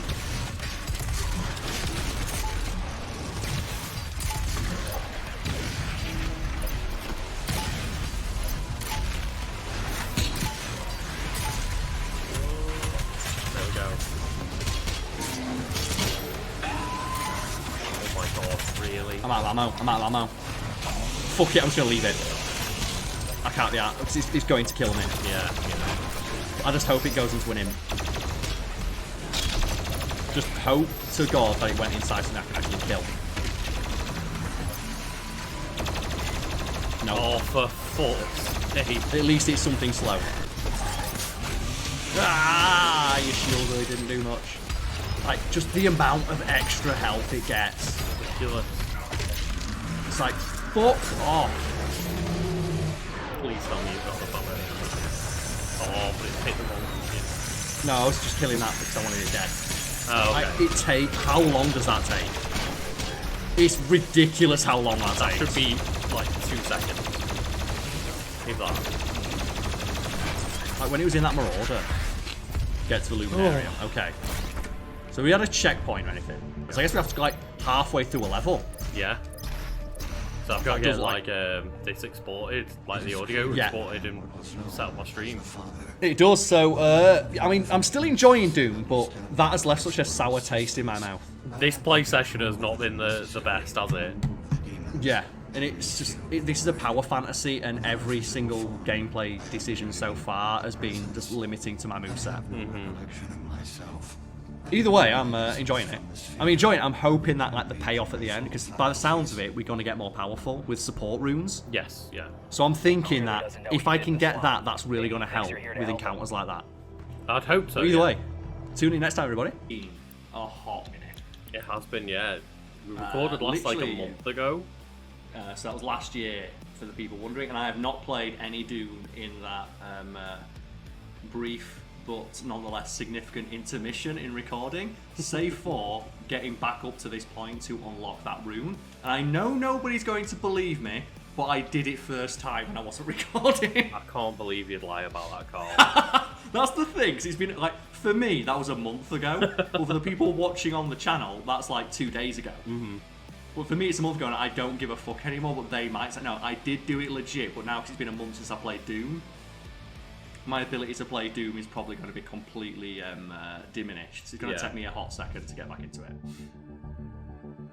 But my worry is that we were literally at the end of the last level, so it's either going to be a giant level boss, or it's just going to say it's the end of Ancient Gods Part 1 and we have to boot up Part 2.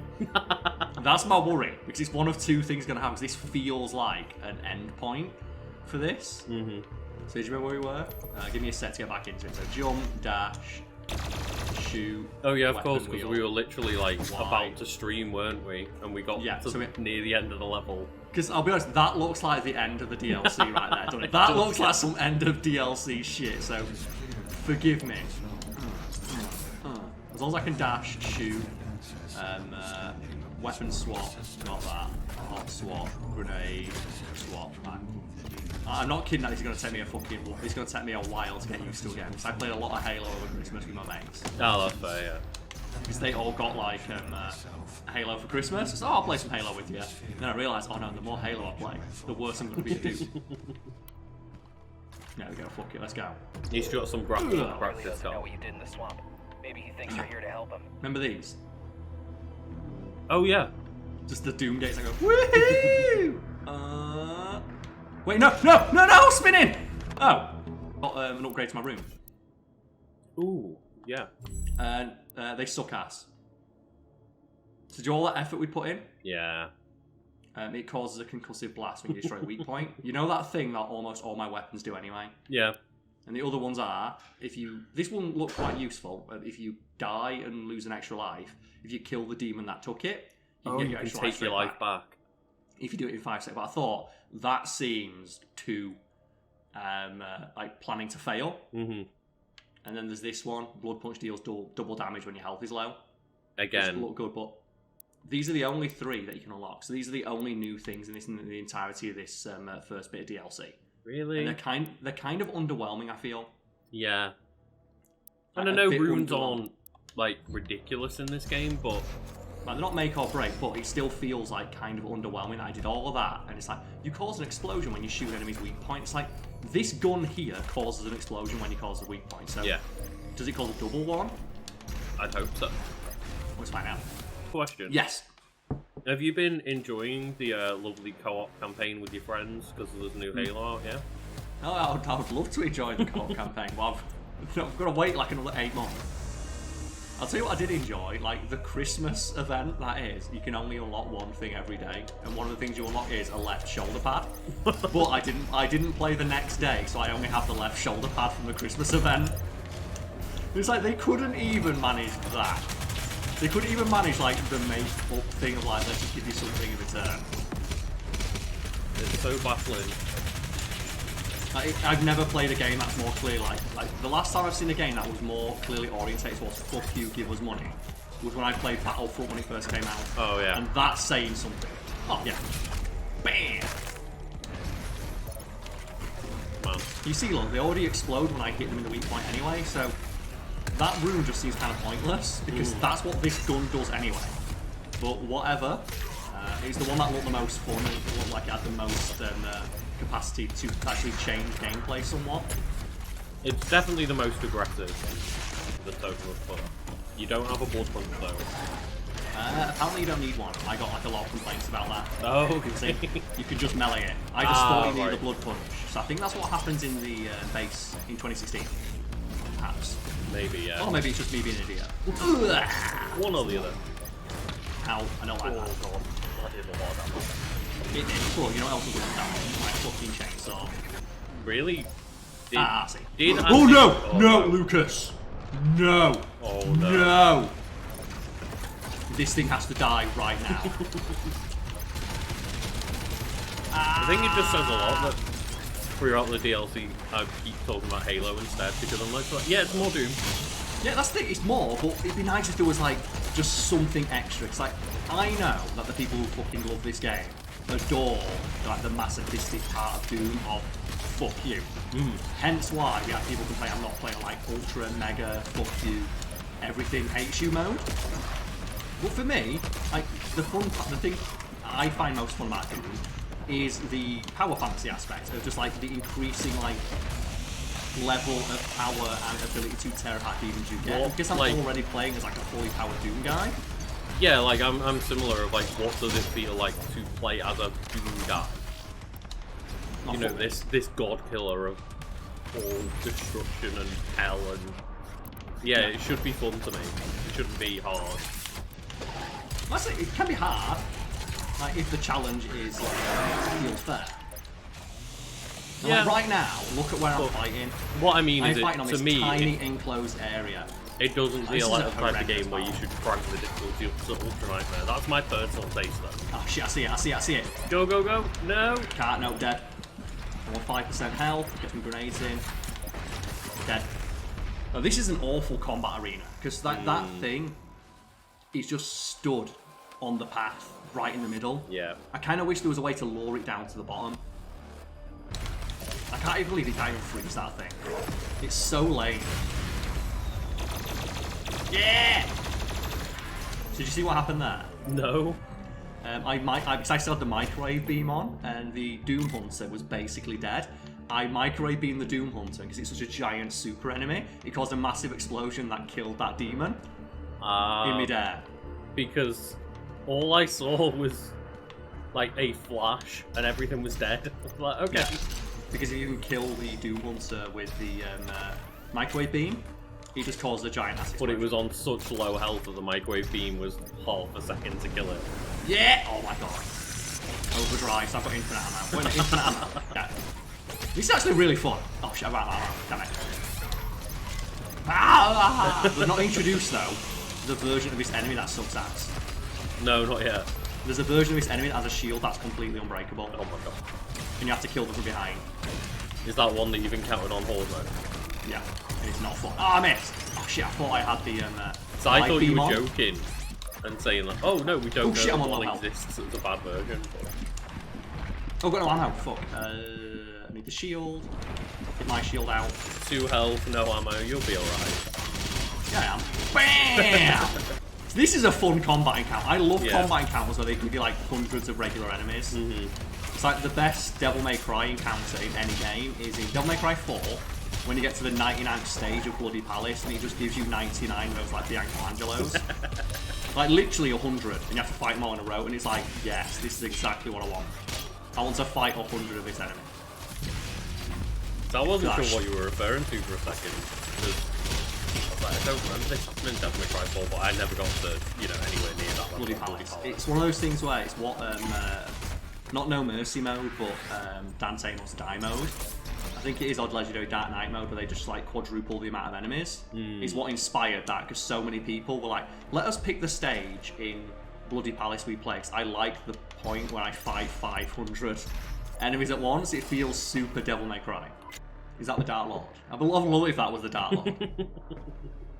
He's so blurry, and oh, for fuck's sake, stop zooming out! Also, is this or is this not like an obvious combat encounter?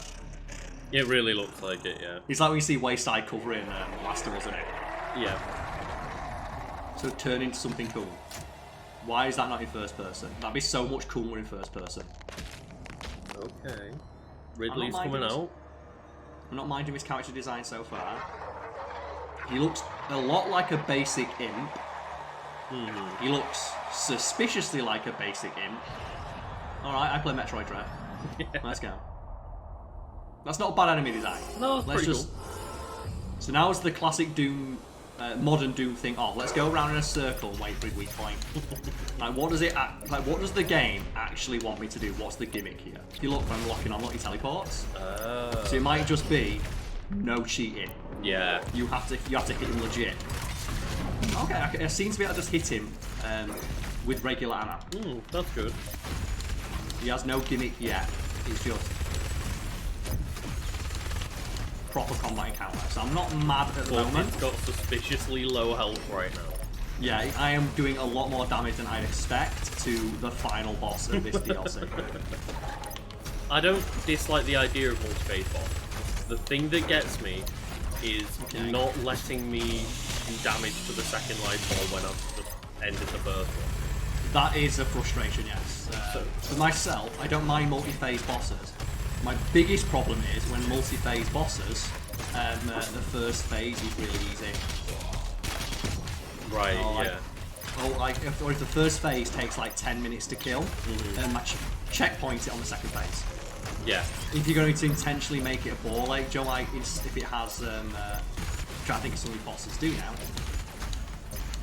Like dash around this guy. Oh yeah, like Joe, if they have like it's a 3-phase boss, but its first phase has like damage cycles, and that takes like 5-10 minutes. It's like it's not difficult; it just takes time.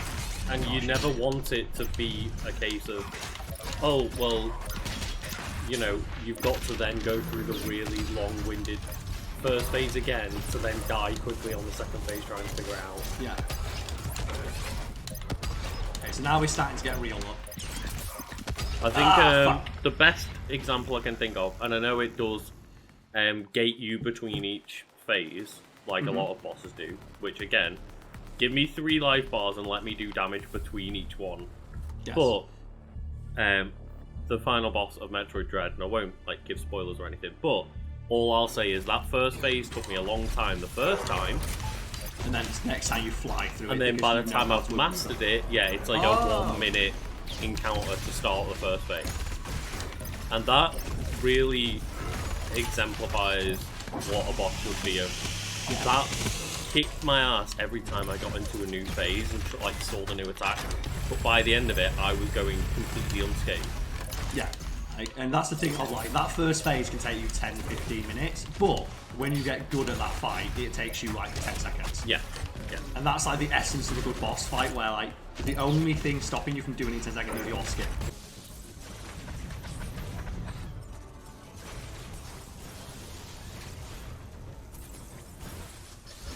Give my missiles back. Do it. Ugh! The fuck you got, Raven Beat? Oh, backflip. Bam. I do just appreciate though when it's a game where the thing's got say 3 life bars, 5 life bars, whatever. When you hit the end of 1 life bar, you just keep doing damage. Yeah, I fucking love that way. Like, you can kill its second phase while it's still going through the animation of getting into it. Stuff like that is the best, and any game that discourages it can fuck off. Because how fun is it when you use, like, say a super move in a JRPG? Oh, yeah. And then, the super move did 3 damage because it was about to go into its next phase. It's like, oh, fuck. Or bad character action games. Like, I bring Dark Souls up as like the sterling example of this. The enemy just now decides you can't hit it. Yeah. Like, it just gets to a point where it's like you can't hit the enemy. When it's on like a timer or something, it's like every 60 seconds I'm invulnerable. Or just like you'll be comboing it and it's like, well, you're doing too much damage to the enemy. Oh so god, yeah. I've just noticed as well that like he's just sat in that one corner. Oh, here we go.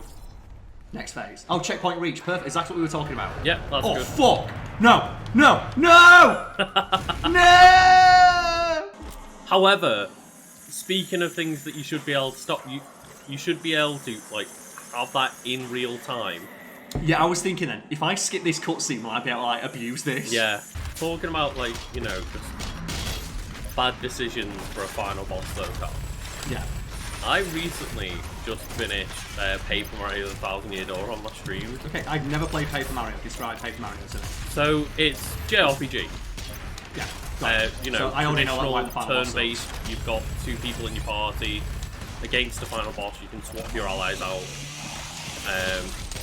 And the final boss starts with what is about a 5-minute unskippable cutscene. Oh, fuck off. I already know. You don't need to say anything else. But, Carl, the second phase is also interrupted by another 5-minute unskippable cutscene. Why don't people making video games? And there's no checkpoint. You go back to your last save. Ugh. So the boss kicked my ass. I had to then go back in, watch the entire cutscene all over again, and then get to the second phase, watch another 5-minute cutscene all over again, and then fail on the second phase again. And here's the thing, Lucas. When you beat that game, did that feel satisfying or frustrating? Oh, super frustrating. Yeah. Did it leave you with a good taste in your mouth? No, what it made me do was say there's no point attempting this on stream anymore. I'm going to go away, grind, and come back overpowered next week. That's all it made me do. Lucas is a blood. Oh, we've got to get a new fucking glory kill. Oh. Yeah, fuck you. 3-hit combo. Oh no. No. Floor is lava car. Floor is literally Oh, lava. and the platform's going. Oh no. Okay, so what's the gimmick now? What's he bringing in? So I can't hurt him, look, he's behind cover. Oh shit! Oh no! Perfect. Okay, now it's just fight his ass. So I think in that area we were in last time, this is basically just a better version of the thing it made me do earlier. So the thing it made me do earlier, the reason it was so frustrating, is because like the amount, it was so close quarters that I couldn't really get a feel for like the area layout. Yeah. Whereas this one, it's nice and big and open, and there's a secret right there. I will grab that. And those things are moving slow enough where I can just get a feel for where they are. And as well, and the platforms are very, very big. And they're nice and easy to spot from a visual standpoint. Oh, I missed. Let's get up there. It is just a more forgiving version of what you had earlier. Yeah. Just gonna keep my Arbalest. Yeah. Let's go for Super Shotgun. Like, Joe, the classic combo. Just for mobility. When has it mobility ever failed, you can't? He just lets me do this. Oh no! The only enemy in the game that realises, fuck, Doom Guy's got his Super Shotgun out. It is still vulnerable to it though. Yeah, he can still be hit by it. Fuck off. God, no. Oh god. Because he just knocked me back into the eyeball. Yeah. It's the instant I fall down, because those eyes, they slow you down, do damage, but you can't dash past them. Because you saw that the little Makia thing, it was pushing me back into the eyeball, and the eyeball was pushing me forward. But the Makia is completely invincible. Yeah, there he is. I really wish he'd stop. What is hitting me? What is hitting me? What a terrible enemy type. Yeah. It's fucking god awful. Just off screen made the entire floor just death, and it almost insta-killed you. Yeah, because I didn't know where it was coming from. I thought it was the eyeball. I was looking for Sam. There we go. After Lucas, I figured out a new tactic. I've figured out a new tactic because I'm tired of him just teleporting away every time I point my gun at him. I'll spot it and he instantly teleports away. It's so frustrating. Like, look at that! Just stop running from me, you coward! But why would it need to fight you when the eyeballs can? The eyeballs do more damage than he does. Yeah. And I guess the eyeballs are an extension of him, so that is like an extension of like his combat prowess, but fuck's sake. Like, his Dark Lord sucks ass. Let me skip, let me skip, let me skip! God, I hate the Pain Elementals so much. They're like the worst. Pain Elementals are the worst when they've got infected by this. Because they can summon like extra mobs. So it's like you're not just fighting one, you're fighting like 30.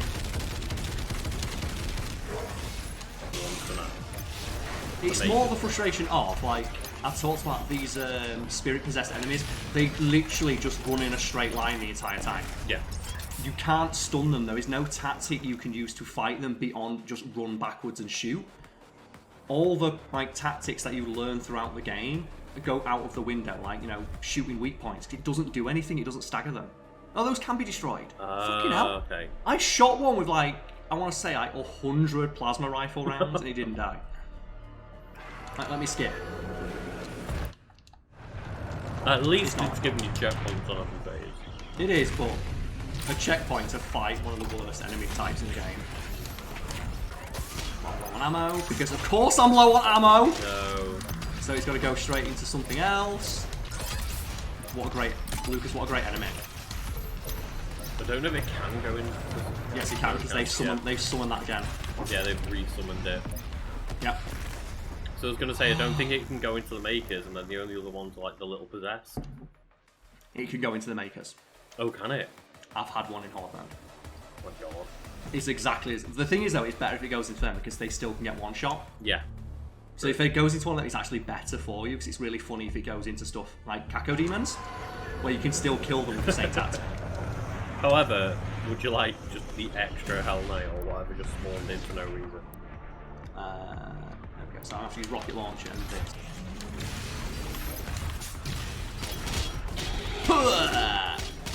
Come on, please.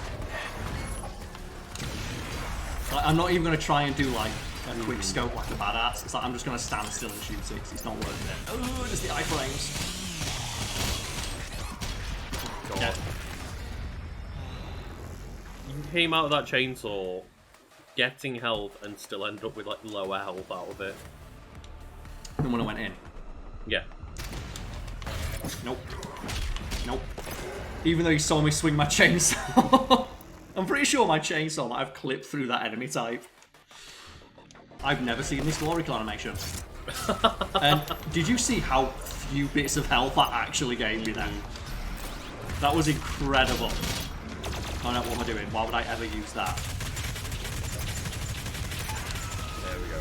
Now. Are you fucking kidding me?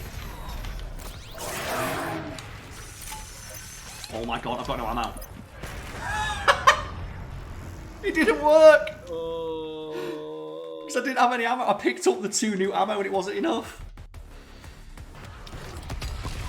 And the flamethrower did not set that thing on fire. That was very, very scary. No! Oh, fuck off! So I was like, oh, what's stopping me? And I turn around. Oh, fully invincible enemy I can't kill. Because that's the thing. If it wasn't invincible at that point, if I could just like shotgun blast it to stun it and get past, it's like, no, there was nothing I could do in that scenario. I just don't know why that one enemy is here. Just having an enemy that's invincible that makes the floor death next to you. It's not the one. And also takes that much damage. Oh no, I've got no ammo left in my pulse rifle, because I keep using the arbalest, because the arbalest is the fucking shit all the time. Right. Next time I see you get the arbalest out, just tell me not to use it. That's that thing really dead. Get rid, stop using that weapon. Stop using the weapon, Karl. I need help. No, come on. Like, look at how open I am while I'm doing that, and that's the required way to beat this level. And I'm so open while I'm doing it. And what makes it worse? The thing that I killed to make it drop it also respawns. Yeah. And even after I've killed... Oh, I'm dead. It got me midair. My word. Do you know I was dashing in midair to go get that health that was on the floor? I wondered what happened to your momentum then. It stopped me in midair, so I was going to drop onto a laser, and there was nothing I could do because I had no dashes left. While I was looking at health, I can see the health on the floor. It's right there. Oh my god! Like it's helping. That's the thing. I took less damage there than you did. Anything else I've done. No, but the floor's made of lava again. Let's go. Let's get some help. Dead. I am being killed doing the thing the game is telling me to do. Again, why do those things not die in a second from the microwave? The instant they get touched by it, they should blow up. Or, like we said, if you kill the enemy with the microwave beam, it should kill the spirit inside as well. Yeah. Which seems like something this game would have put in. Through. I now hate the microwave beam. It's making me actively dislike one of my favourite weapons in this game. Because its use is still so situational and so fucking useless. Just,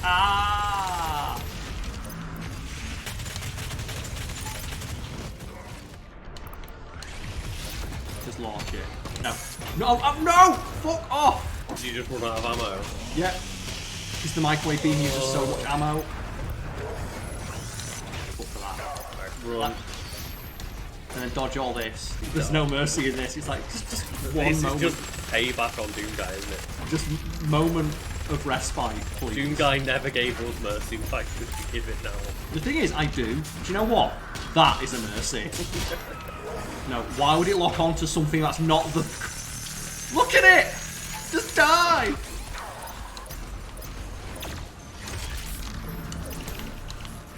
It's so... I just killed that thing. Give me like 1 second of... Oh, no, it's gonna kill me. I'm dead. That's it.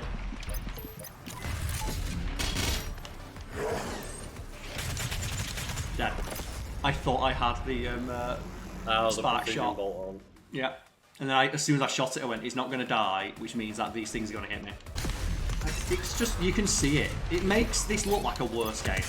It really does, This is the way enemies react in a worse game. See what I played over Christmas, actually? Serious Sam. Because it was on Game Pass, and I played 20 minutes, and I'm like, fuck this. Because I read reviews of it, and people say, oh yeah, it's a throwback to an earlier point in first-person shooter games. And I played it, like, thinking like arcade shooter. It's like, no, it's when enemies run at you in a straight line with no AI. And that's it. That's the entirety of the game, is enemies running in a straight line at you.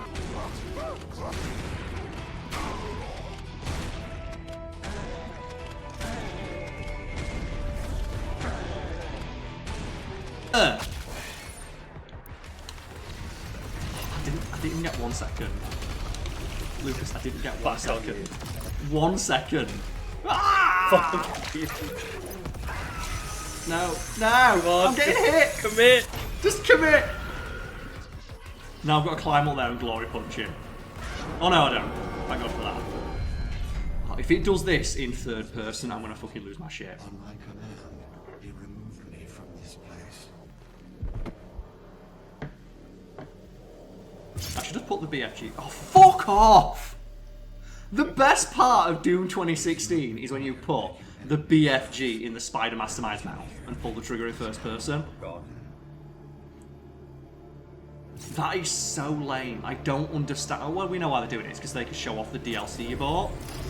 Yeah, obviously. But it's so lame that they keep zooming out rather than showing us it in first person. I'm really mad that Doomguy didn't just stab that without thinking. It should have been. He should have tried to stab it as he teleported away. Yeah. Oh, now fight two at once. And they've both got spirits inside them. Like, this is so lame that it's in third They've person. got pain elementals coming out of everything, is it? Yeah. The consequences of your actions here are irreversible. No, I can't overstate how fucking lame it is that this is in third person. Mm.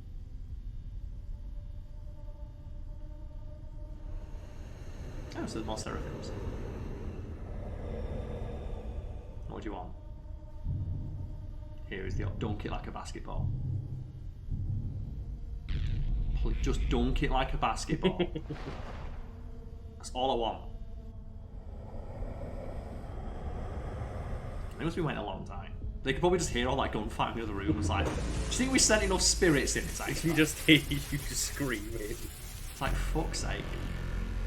There should be a glory kill against the spirits. It should just be Doomguy hoovering up like Luigi in Luigi's Mansion. It would be a good idea if you could glory kill the spirits and they powered you up for a bit. Do you know that'd make them less? Do you know, like, quad damage? If they give you like a pseudo double damage or something, like if you kill them and in the explosion get powered up, because that way it would turn a frustrating enemy into a moment of catharsis of you being the one who's overpowered. That'd be fair. I want like the Dark Lord to just be a guy. Lord is the leader of Hell's armies, not a king. Oh my god, it's going to be a different Doomguy. It might just be a Doom. I stop zooming in on Doomguy's face. Oh, it is. Yeah, it's evil Doomguy. Yeah. Strongest who rule the demons. That is so lame. How many games and TV shows and movies In their world. do the thing of just fight yourself? That's so lame. Because you said that as a joke, and I was thinking, well, they're not that stupid. Oh no, I didn't say it as a joke. I just saw the body and went, yeah, that's Doomguy. Yeah. That's so Because lame. what tropey thing could I think of immediately that it would be? That's the thing, though. It's such a bad trope. I didn't expect them to do it. Also, apologise for the squeakiness on the chair. Oh, it's fair enough. Like, yeah, that kind of ruins Doomguy's story, because the whole point is that he was in hell and he's so angry that he refused to be like to bend to their will. He fought for eons, fighting against their will, and came out stronger. The idea that, oh, if you just lived in their world, you'd be evil, kind of makes Doomguy a shit character. A little bit. So they need to explain what happened there. Well. So go on, what are your guesses for? Because I'm thinking if you want to do if they're going for something that tropey and that hackneyed, I'm gonna guess that the story is Doomguy decided that if I rule the demons, that the demons, as long as they're under my boot heel, they can't do as much damage than if I tried to kill them all.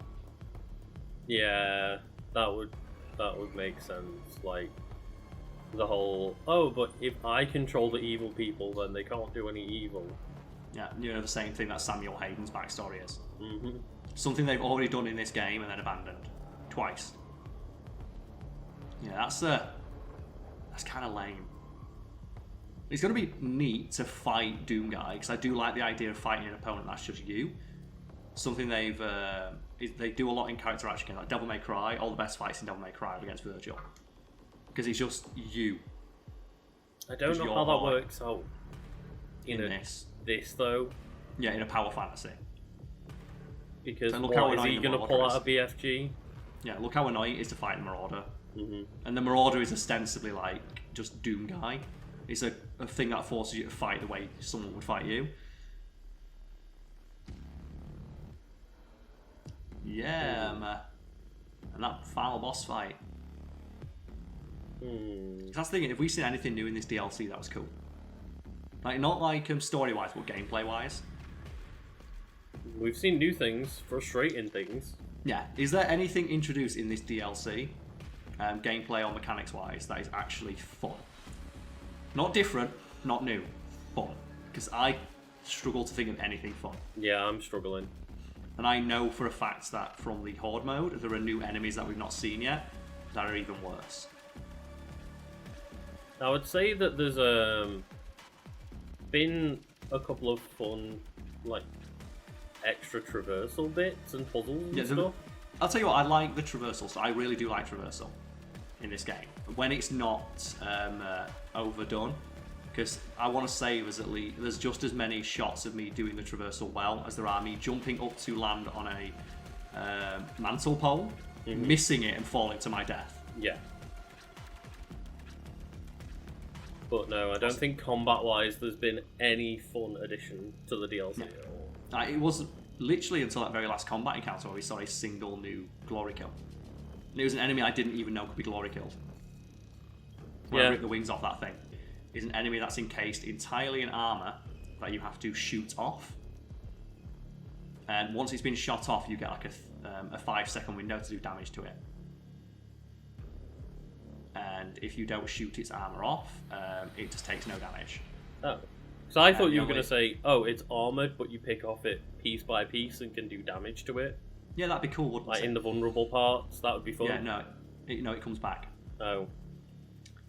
And so I really like enemies where you can whittle down their armor bit by bit and, like, just as I say, like, you know, take the arm off of the armor and then just keep shooting them in the arm to do damage. It was like Halo did it perfectly, didn't it? Like, shoot the helmet off a brute, then you can headshot it. Yeah. But imagine that, but then the brute could put its helmet back on after 5 seconds of taking damage, and then you have to restart the entire thing again. And the way you've got to shoot its armor off is you've got to hit it with plasma weapons, so the plasma rifle, but it can also be infected by the spirit. Yeah. So you waste all your bullets with the thing trying to kill it, and the spirit comes out and it just affects another one. It's like, why are you doing this? Just give us a demon mod for every weapon. Yep. That's all you have to do. Just put a little bit of text saying, ammo works differently in the demonic realm since your last visit here. Try experimenting with, like, you may find that old weapons work in new ways. Experiment to try them all.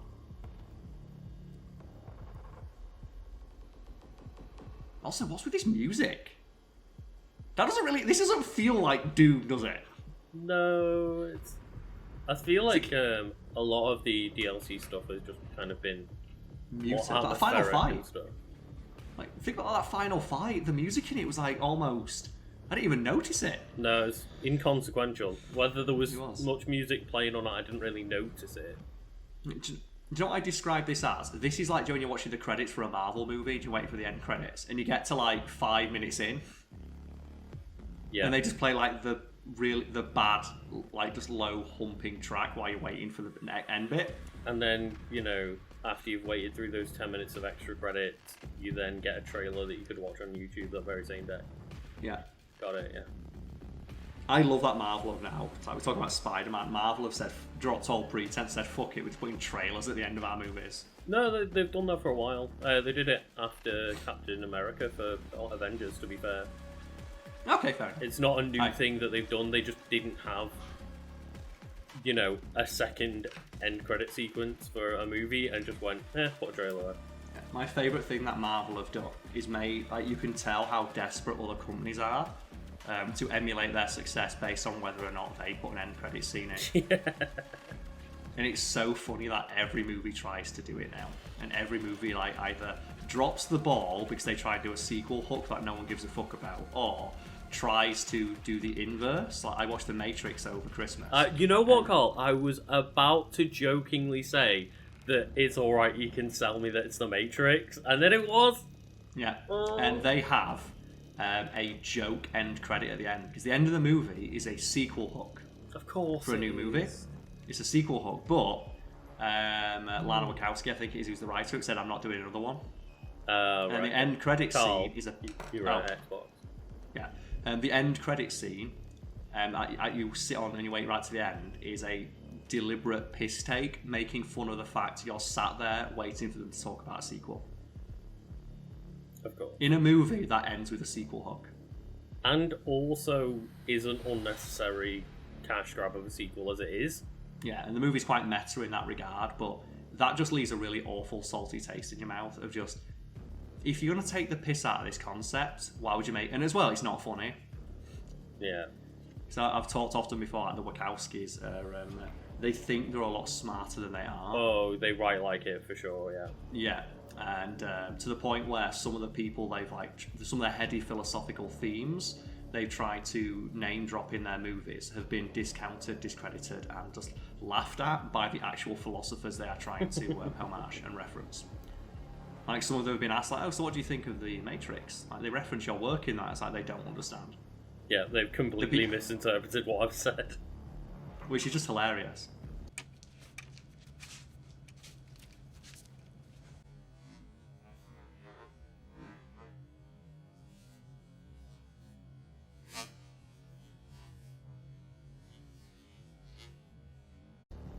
And I just find it incredible that of all movies and all franchises and all directors that would make fun of unnecessary sequel hooks, it would be Matrix, where they've had 3 completely unnecessary sequels.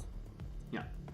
Or like, well, maybe not unnecessary, because obviously the first Matrix did leave it open for a sequel, but just unwanted. Yeah. The thing, like, I compare The Matrix, it's similar to Harry Potter, in the sense that the universe established is very interesting, and I would love to see it explored, just not by the person who made it. Mm-hmm. Well, I think, like, the world of The Matrix is so interesting. And, like, the Animatrix establishes some really interesting ideas. Like, the Animatrix is a bunch of shorts set inside the universe. Yeah. And one of them is like, oh, the first person who ever woke up. Like, he's the first person to break out of the Matrix, and he's just like a world record-setting sprinter. And the thing is, like, oh, is he going to be the first human sprinter to break the 9-second barrier? Oh yeah. Could he do it? And he gets, and eventually he does it, and he runs so fast that he wakes up from the Matrix, because he basically, like when Neo and Trinity and all those, they break their limits because they understand that they're in a simulation. Mm-hmm. He does that without understanding it, briefly wakes up, and then breaks his own leg. Because he briefly gets superpowers, and he sees outside the Matrix for the first time. And the Matrix shits itself. It's like, we didn't expect that people could, like, reach their limits this quickly, and they have to start sending agents to follow him. Only the most exceptional people become aware of the Matrix. Those that learn it exists must possess a rare degree of intuition, sensitivity, and a questioning nature. However, very rarely, some gain this wisdom through wholly different means. This man is one of those few.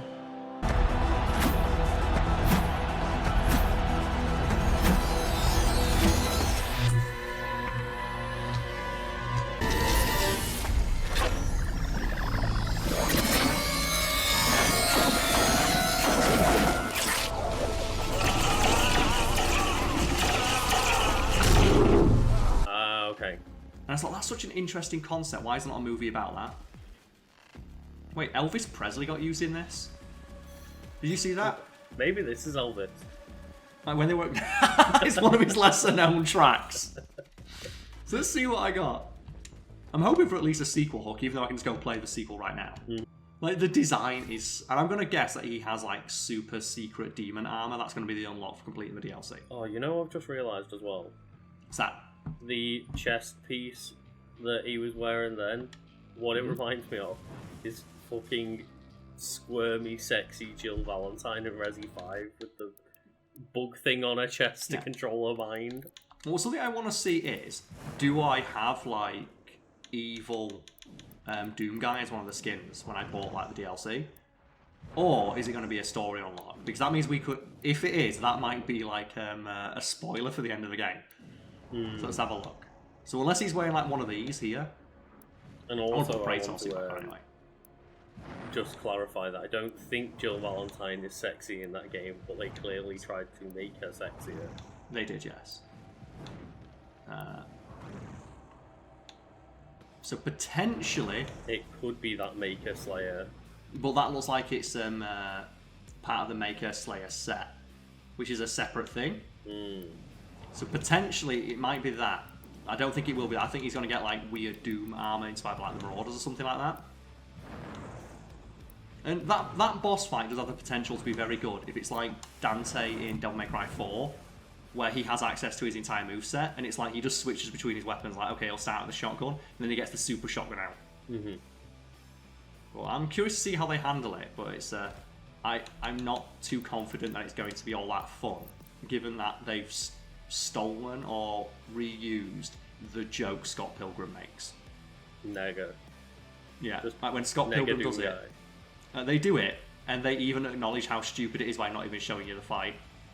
I would, however, love it if the end of the next DLC was a rematch of just evil Doom Guy and Doom Guy, where they go, "Oh, you're a pretty good guy. Let's just go and get some breakfast together." You know what? All of it will be redeemed if Doom Guy, the next DLC starts like 1 second after that one ended, and Doom Guy walks up and says, "Do you want to kill some demons? Like, I've been waiting years for someone to ask me that," and then you have two Doom Guys, and it's co-op. I mean, clearly that doesn't happen, but that would be incredible. Of course it doesn't happen. That'd be too fun, Lucas. But can you imagine if he goes up to him? It's either, there's two ways I'll accept that ending. Either Doom Guy blows his head off with a shotgun, second one, or he immediately turns around and goes, "I can't wait to kill some demons. Thanks for letting me free. I was pretending the entire time." Then you just have all of hell go, it's just going to be, they're going to play it straight and Doom Guy's going to be evil. It's just going to be a really boring boss fight. That's not fun to do. Well, hopefully it's fun. It's not going to be, Lucas, because every boss fight in modern Doom games is terrible.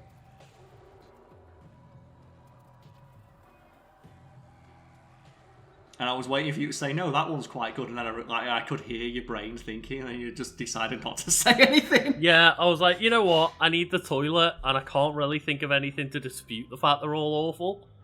But no, I am looking forward to see where this goes, though, because we're now in absolute schlock territory, and I'm all for it.